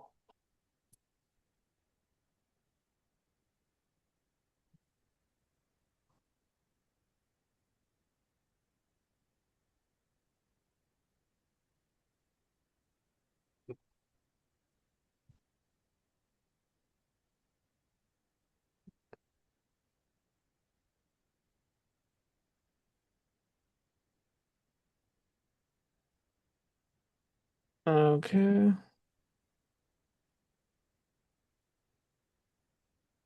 Oh, wow, someone else using VS Code. Okay. Yeah, it's just I accidentally staged something Hmm. Oh, I see. and doesn't like it. Um,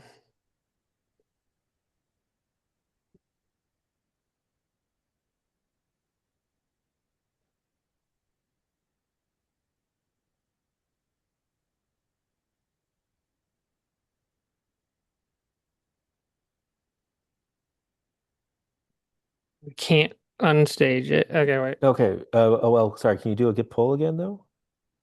Yeah, it's not letting me because I have stuff staged. Oh, really? Yeah, the VS Code. Oh, okay. That Okay, got, there. I can delete it though. Hopefully that'll work. okay. Uh, there we go. Okay, Okay. that worked out. Okay, Huh. Okay. guide me. Adam, you're up. Well, I think we should run the tests and make sure they fail. Red first. Um, oh wait. You can just run Maven verify in the tennis directory.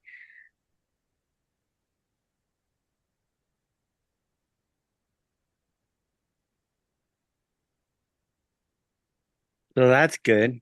We got an error. Compilation failure. Class game score. Class tennis don't exist. Does anyone have any opinions on how we should get these So tests passing?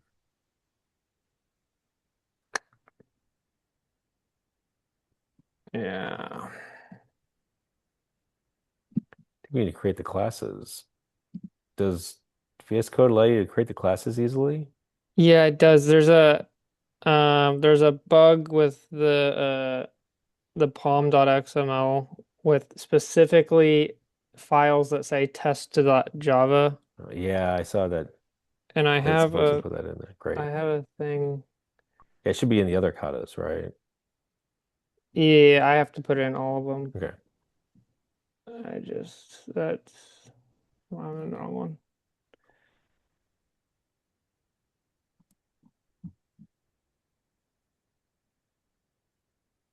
Um, Mm, Is that the top level palm?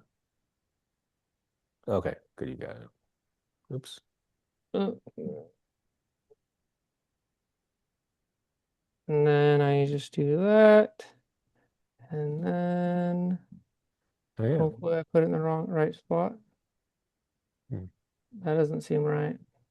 It's not liking it.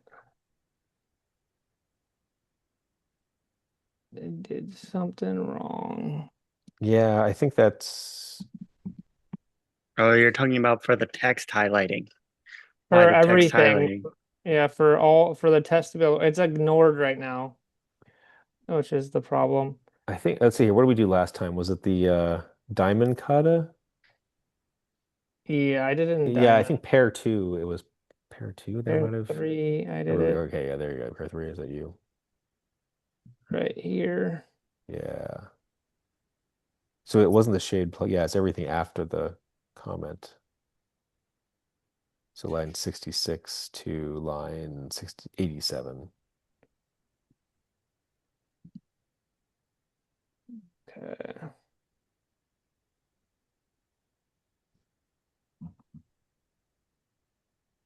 Or we Yeah. could just go So like right here. the ancients did. Ugh. Oh, there you go. There we go. And now it works. Okay. So now everything works how it's supposed to. So we can Nice. create game score, create tennis, import tennis. Should Create already know color. how to Oh, do yeah. it.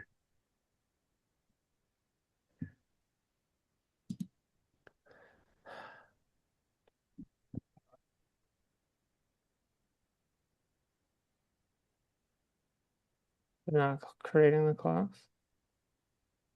Oh, it needs to be an enum, right? I think that No, works. that's what No, it's game a score returns.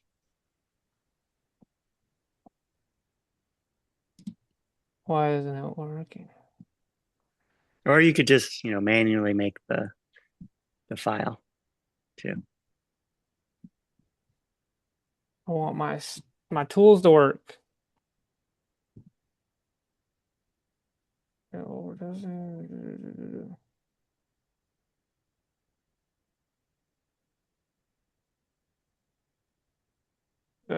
Game score?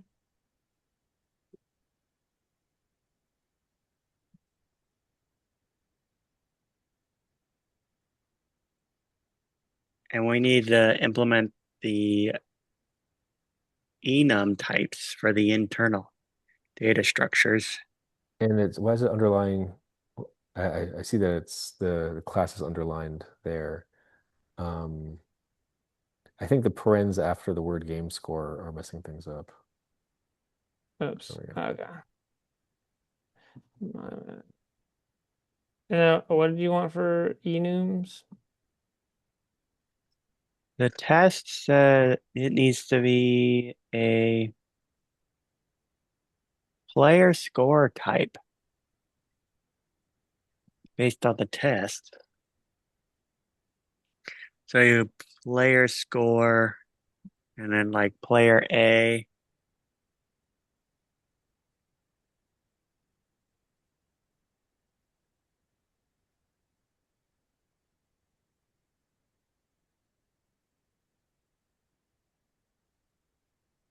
And I don't think you have to, I don't remember in Java if we have to initialize the enum. Well, you're At declaring the enum type, so it's like a class declaration, which is fine to do here. Um, so you don't, so right, this isn't the variable type. You'll see that later in GameScore where you're declaring the enum type itself. So then I think you want braces after a player score instead of the variable name. Oh, I see. Yeah. So and hit then return there. Oh, sorry, Adam. yeah, And what then do you you have want me to tell him, David?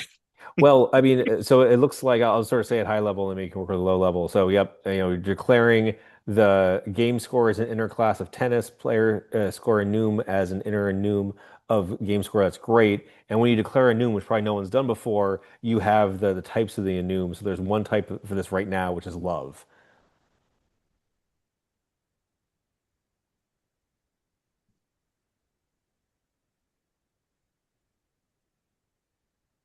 wait.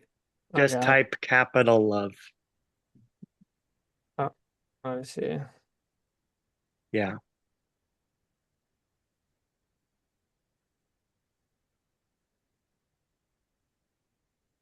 And now you want the two players, player scores. And those are strings.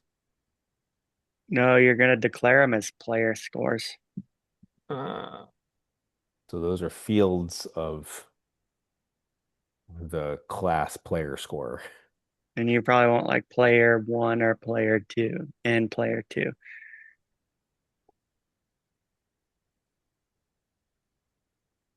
you do it that way? I don't think so. It's not like Pythonic.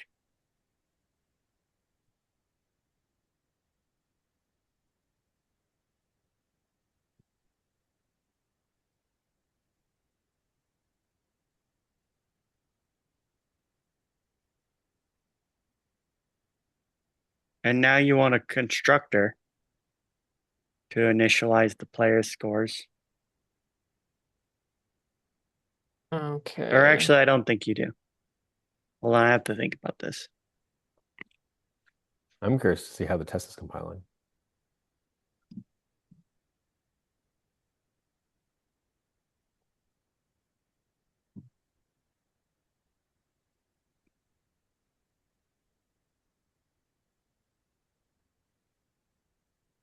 Build failure. Test run 2 fails. Error. All kinds of issues with my.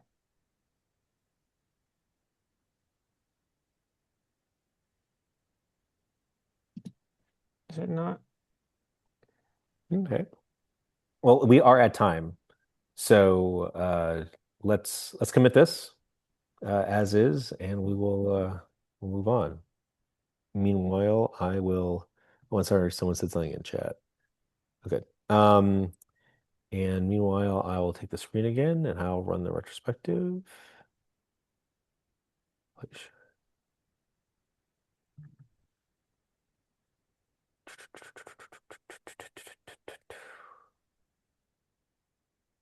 But this one. What did I learn from working together this time? Though there's 1,000 ways to do the same thing. And people can have ideas that are completely different than what's in your head, and it still works.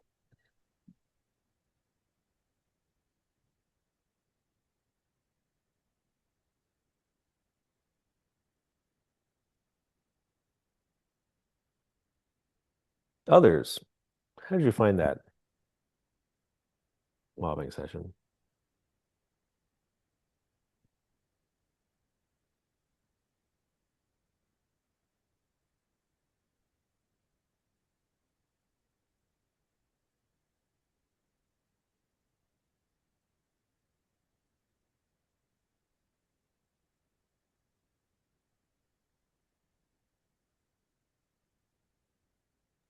I think it went well. I would have loved to see him more go through testing that enum section Hmm. because the way it was written, I don't know. I would love to see how it would work, but we will see later. Uh, Second thing that caught my attention, I think they mentioned that you cannot declare variable using chaining, like example int x, comma score, and then the semicolon, something like that. I thought it was valid to do, but assignment is what we cannot do. But it's just something that I like to clarify a little bit. Nice. Anything about the dynamics of how we work together as a mob? You want to call out? Anything that you picked up on that you'd want to do again next time?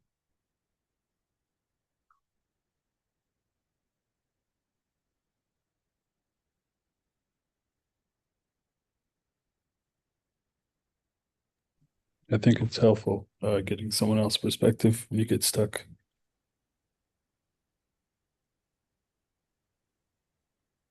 Great. Okay. Uh, Uh, can yeah, I ask you a question? please So do. I've noticed that for the first most of the katas we are working on the test case only before working on the actual method. Is is there an inconvenience at having like let's say one or two test case and then having the method we are testing so we can actually run those while we're going, or what's your perspective on that? Let's say we have a student do a test case and or build two test case and have another group come in and implement the actual method Uh, and then they switch. So some implement and the others do the test case. Just an idea. yeah, I think that was like the ping pong pairing that I think is what we talked about there. But yes. Okay. And I think right now we're just trying to get the test case to compile, Yeah. which is good, which is fine. And sometimes it takes a while. Excellent. Let's see here. Would anybody like to volunteer to be the next driver? Otherwise, I'll call on somebody.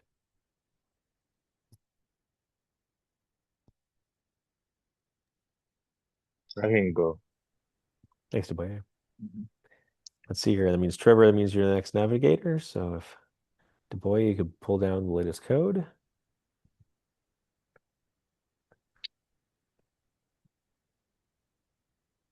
Oops.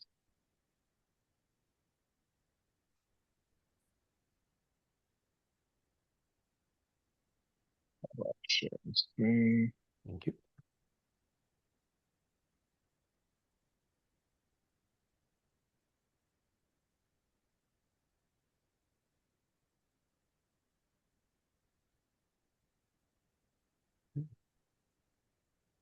Excellent. Okay, Trevor. Okay. So automatic merge. Oh, I did get a merge fail when I just pulled. Let's see.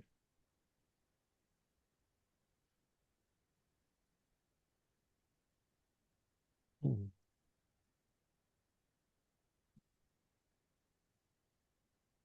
Oh, are you sure that's what you wanted to do? Because I think he just blew away that. Oh, no, he didn't. Sorry.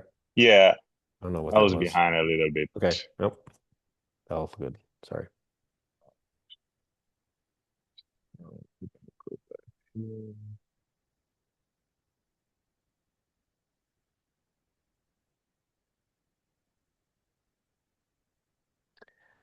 Did the merge complete?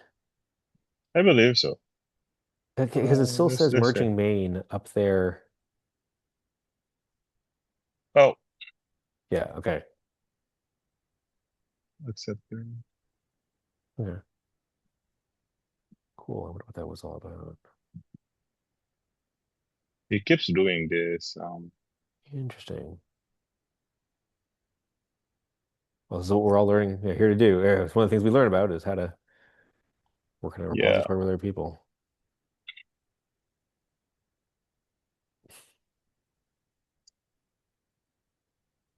Okay. Gonna close out this and open. The test case again. Yeah, it didn't. Hold on. Yeah.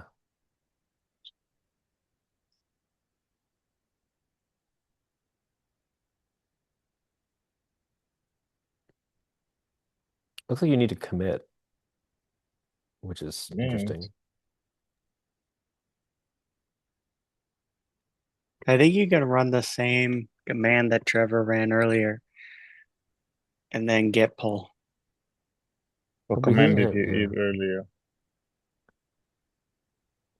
Oh, okay. So you haven't actually concluded. So in order to conclude the merge, you need to commit, and then you'll be Okay. able to pull, which is strange. Okay. Yeah. So, Sure. Okay. So just yeah.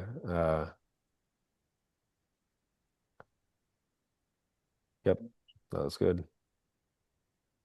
Great. Now try the pull again. Yeah.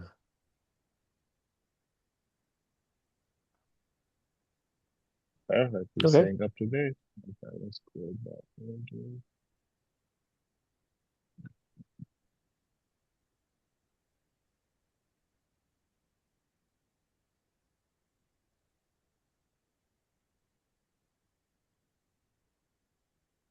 It looks quite different.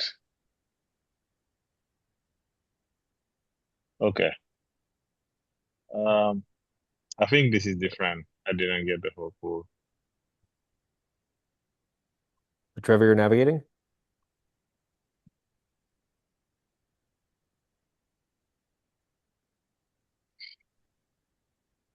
And Trevor, unmute if you're speaking. I have been speaking a lot. Sorry. So sorry. Um, Yeah. first of all, I was saying, can you run the test? I see some errors, it looks like, on the assert equals. So yeah.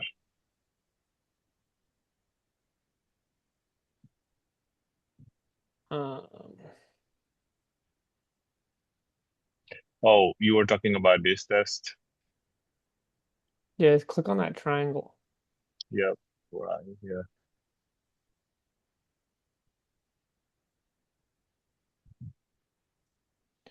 Symbol, class, game score. Okay. Cannot find symbol. So it looks like we need to put get score into tennis method to return a game score. So maybe we could stub that in tennis.java. Should we make the Oh, Get it looks like score. we're missing some things. should we make the Yeah. enum just a public enum, like outside of main? It should be inside of main, but looks like I'm missing something. Well, that's just Did because you we haven't. push your code earlier? Yes, I pushed it. That is I think weird. we might have lost in the merge. Okay. Oops. I can push it again. Hold on. No, I don't think that's going to work. I think he needs to copy and paste it in again. But I think I got on the clipboard here. So add this to the tennis class.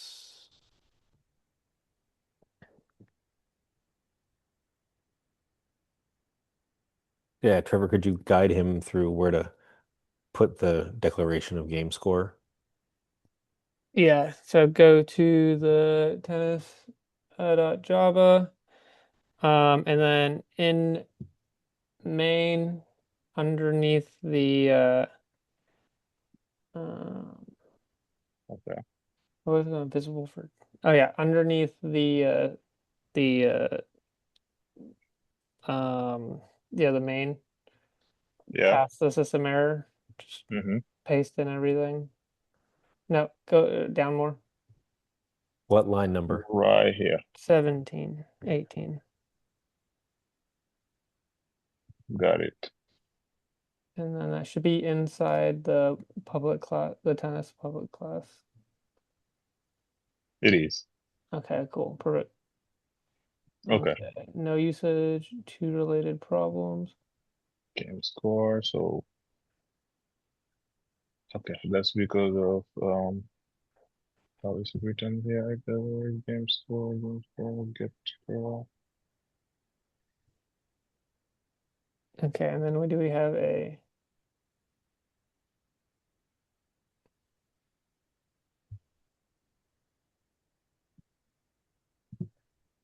All right.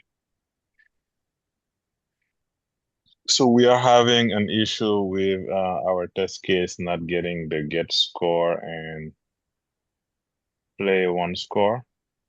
Oh, but also like game score, like the types are underlined are red also. So I'm curious what IntelliJ says how to fix that. Oh, when you hovered over it, it say Yep. here, yeah, import not resolved class. symbol game score? Okay. It needs to be Oh, tennis.game score yeah. That equals is going, yeah, so should the um And I think you still need to import the assert equals too. If you hover over and import that. yeah, yeah, it fixed that. And what am I missing here? Player that scored, we have that here. We might have to expose that outside of the. Uh, yeah, It we don't said it have could get score import. yet. Yes, but the player score type please hover over player Hmm. score again, and it allowed you to import it. Yeah. Yeah, but yeah, so That, please do so. I understand we did it one place.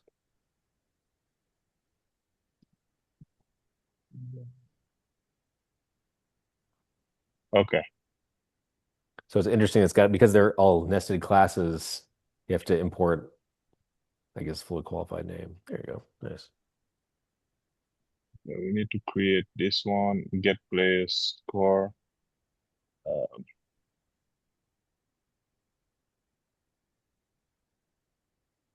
so this should be returning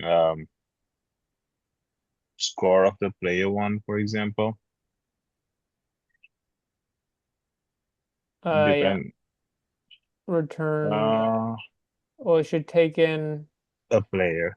a player and then return the score as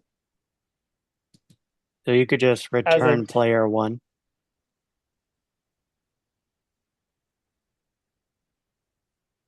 okay, we have to do this simple.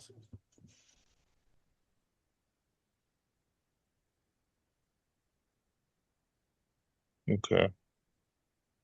So since he's keeping track of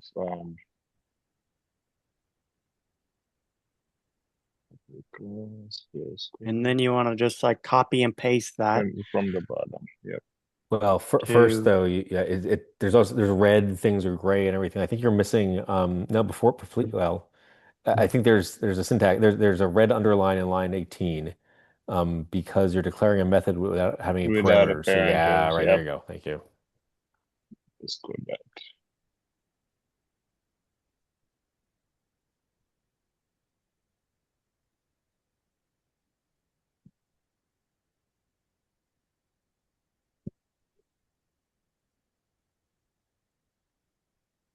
Wait.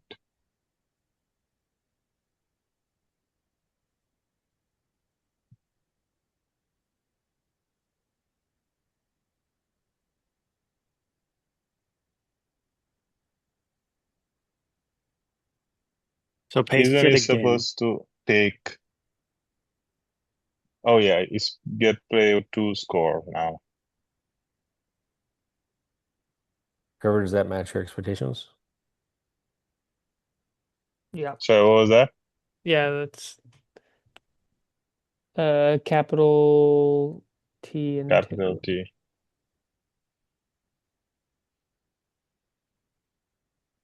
Yep, and then switch to player two. Player one score, player two score, player score. And now we should be able to try the test. Okay, now what? We're Is we're under line red 18. word, Get so red score. word is like the same as squiggles for game score, get score. Okay, Uh, so um, player score. Should we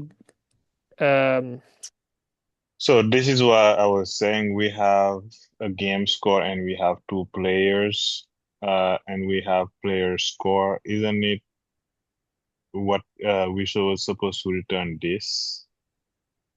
Trevor, what does the Pla- test say? Oh no, it's Means like player one, for example, player one that score, the player score that we are returning, right? For an enum. I don't think so because I think the game score presents both the score for both players. So the game has like one instance of game score. Oh.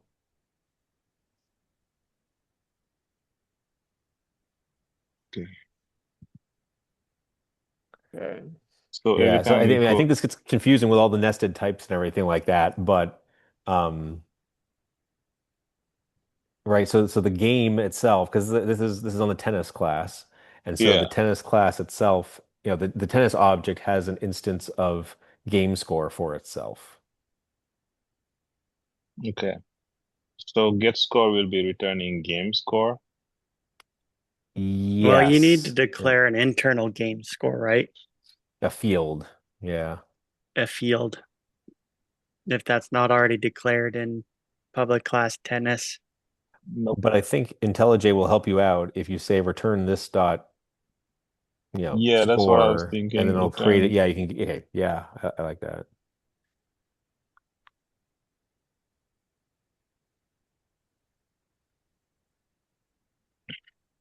I think you need to create a new field here. So if you say this dot score, no, I think you were fine there, but Oh, yeah, like that.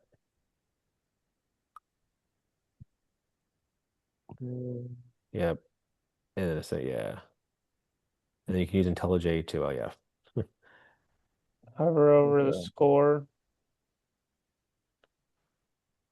and say create field, create field something. score in Yeah, tennis.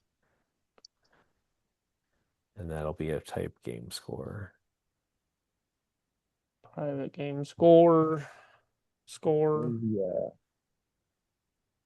Nice. return this score. Yeah, I think his return is spelled incorrectly. Yep, missing. Good.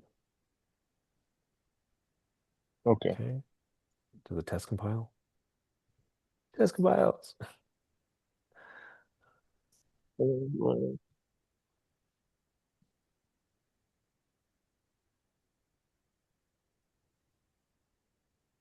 Hmm. So now we have to initialize the game state, Trevor, Nice. Well, and Hold we on. are in the at the constructors.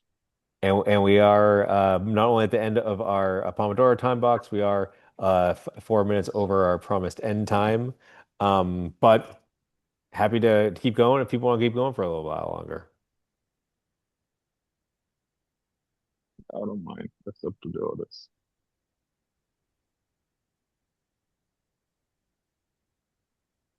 Let's take 6 more minutes. Actually, let's take 4 more minutes, and then we'll do 2 minutes of retrospective. And DeBoy, would you mind driving for a couple more minutes? Sure. Okay. Trevor, would you mind navigating for a couple more minutes? Yeah. Great. Um, So yeah, Adam, you were saying? You gotta implement the tennis constructor to initialize the states because you see in the error message it got passed as null. Yeah. So yeah, get score, return null.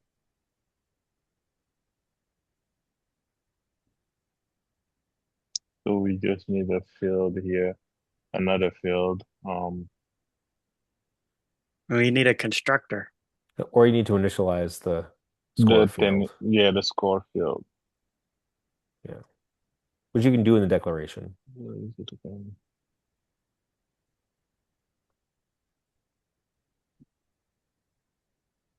by saying, score equals. So there where you declare it, just say score equals new game score. I'm Oh, kind I of get what you are curious. saying. We can also write another new constructor. Yeah, I get what you're Yeah. saying now. But does Java automatically does that for us? Yes. Initializing a field is the same as yeah, you can think of it as it gets initialized in a constructor, Okay. and in the bytecode it technically is. Yeah, what Okay. is the actual path of initialization for an object? Does it run through the member fields first and then it calls the constructor, the default constructor? Yeah. I always like to put it in the constructor explicitly because it gets rid of any confusion about the flow of control.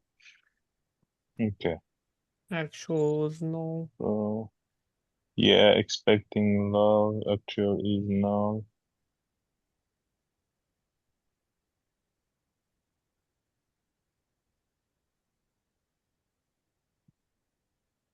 Go back to tennis.java, please.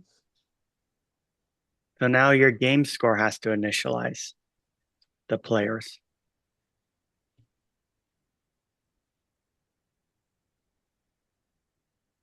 So player one equal. But isn't that what? Oh yeah.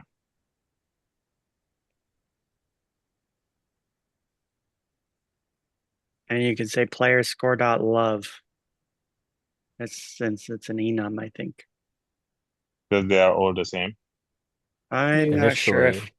Yeah. you need the new Well, actually, just declaration try love for an and enum. just type all caps love and see what IntelliJ thinks about it. Oh, yeah, even suggests it. Nice.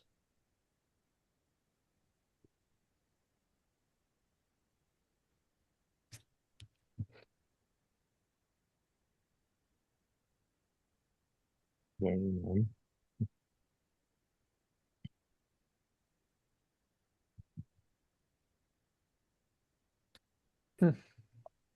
Yay. okay.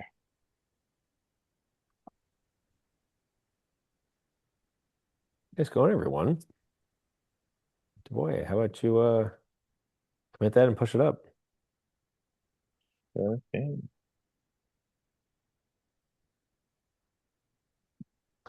While he's doing that, let's Um, let's do a final retrospective.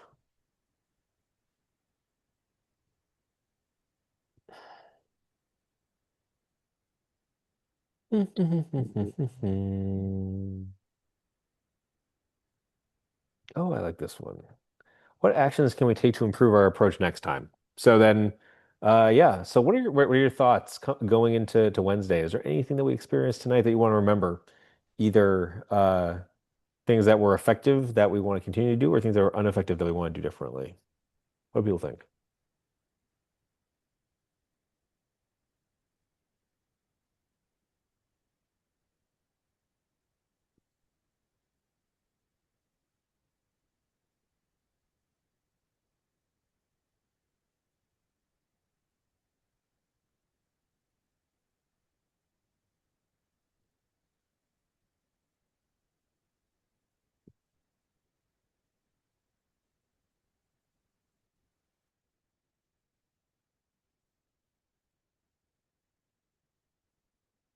Yeah, this is why I don't start with remote mobbing, right? Just the engagement is completely different. Everybody got their camera off and things like that. That's why Well, I'm glad we'll be in person. I Yeah, Adam.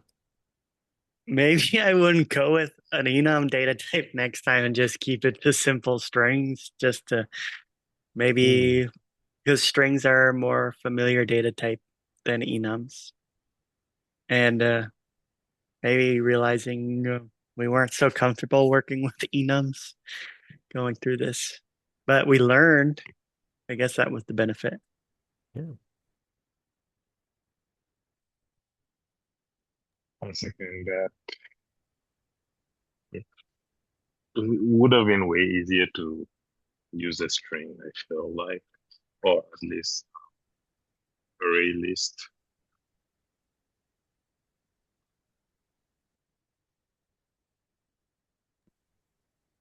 Good to know.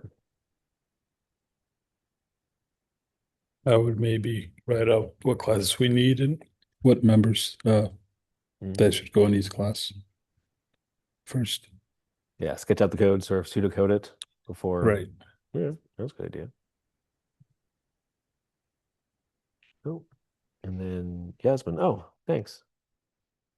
Let's see here. Not direct answer to the question, but just had a thought I had watching the process. I think mob programming can be productive for larger, more complex programs where more complex programs may arise. Oh, interesting. Yasmin, would you how would you rate the complexity of the tennis kata? Does that seem complex to warrant mob programming, or is it too simple to warrant mobbing? I'm just kind of curious about how well you see that. Too simple. Okay, good to know. Good to know. Well, and it's a nice segue for next time. So next time, yep, we'll be in the classroom. We'll be doing this for real.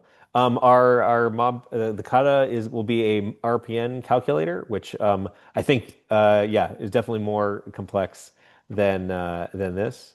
And so yeah, I'm really curious to see how it works with everybody in person and also have more time. I realize that we barely had an hour to do this, but hey, we got the first test to compile. I think it's a good accomplishment. Um, and yeah, so in the meantime, though, be sure to do quiz 5 and submit your project 3. I will take a look at that stuff while you're all mobbing. I'm really looking forward to it. It'll be great to see everybody again. And between now and then, have a great couple of days. See y'all. Thank you. Have a Thanks. good day. Thank you.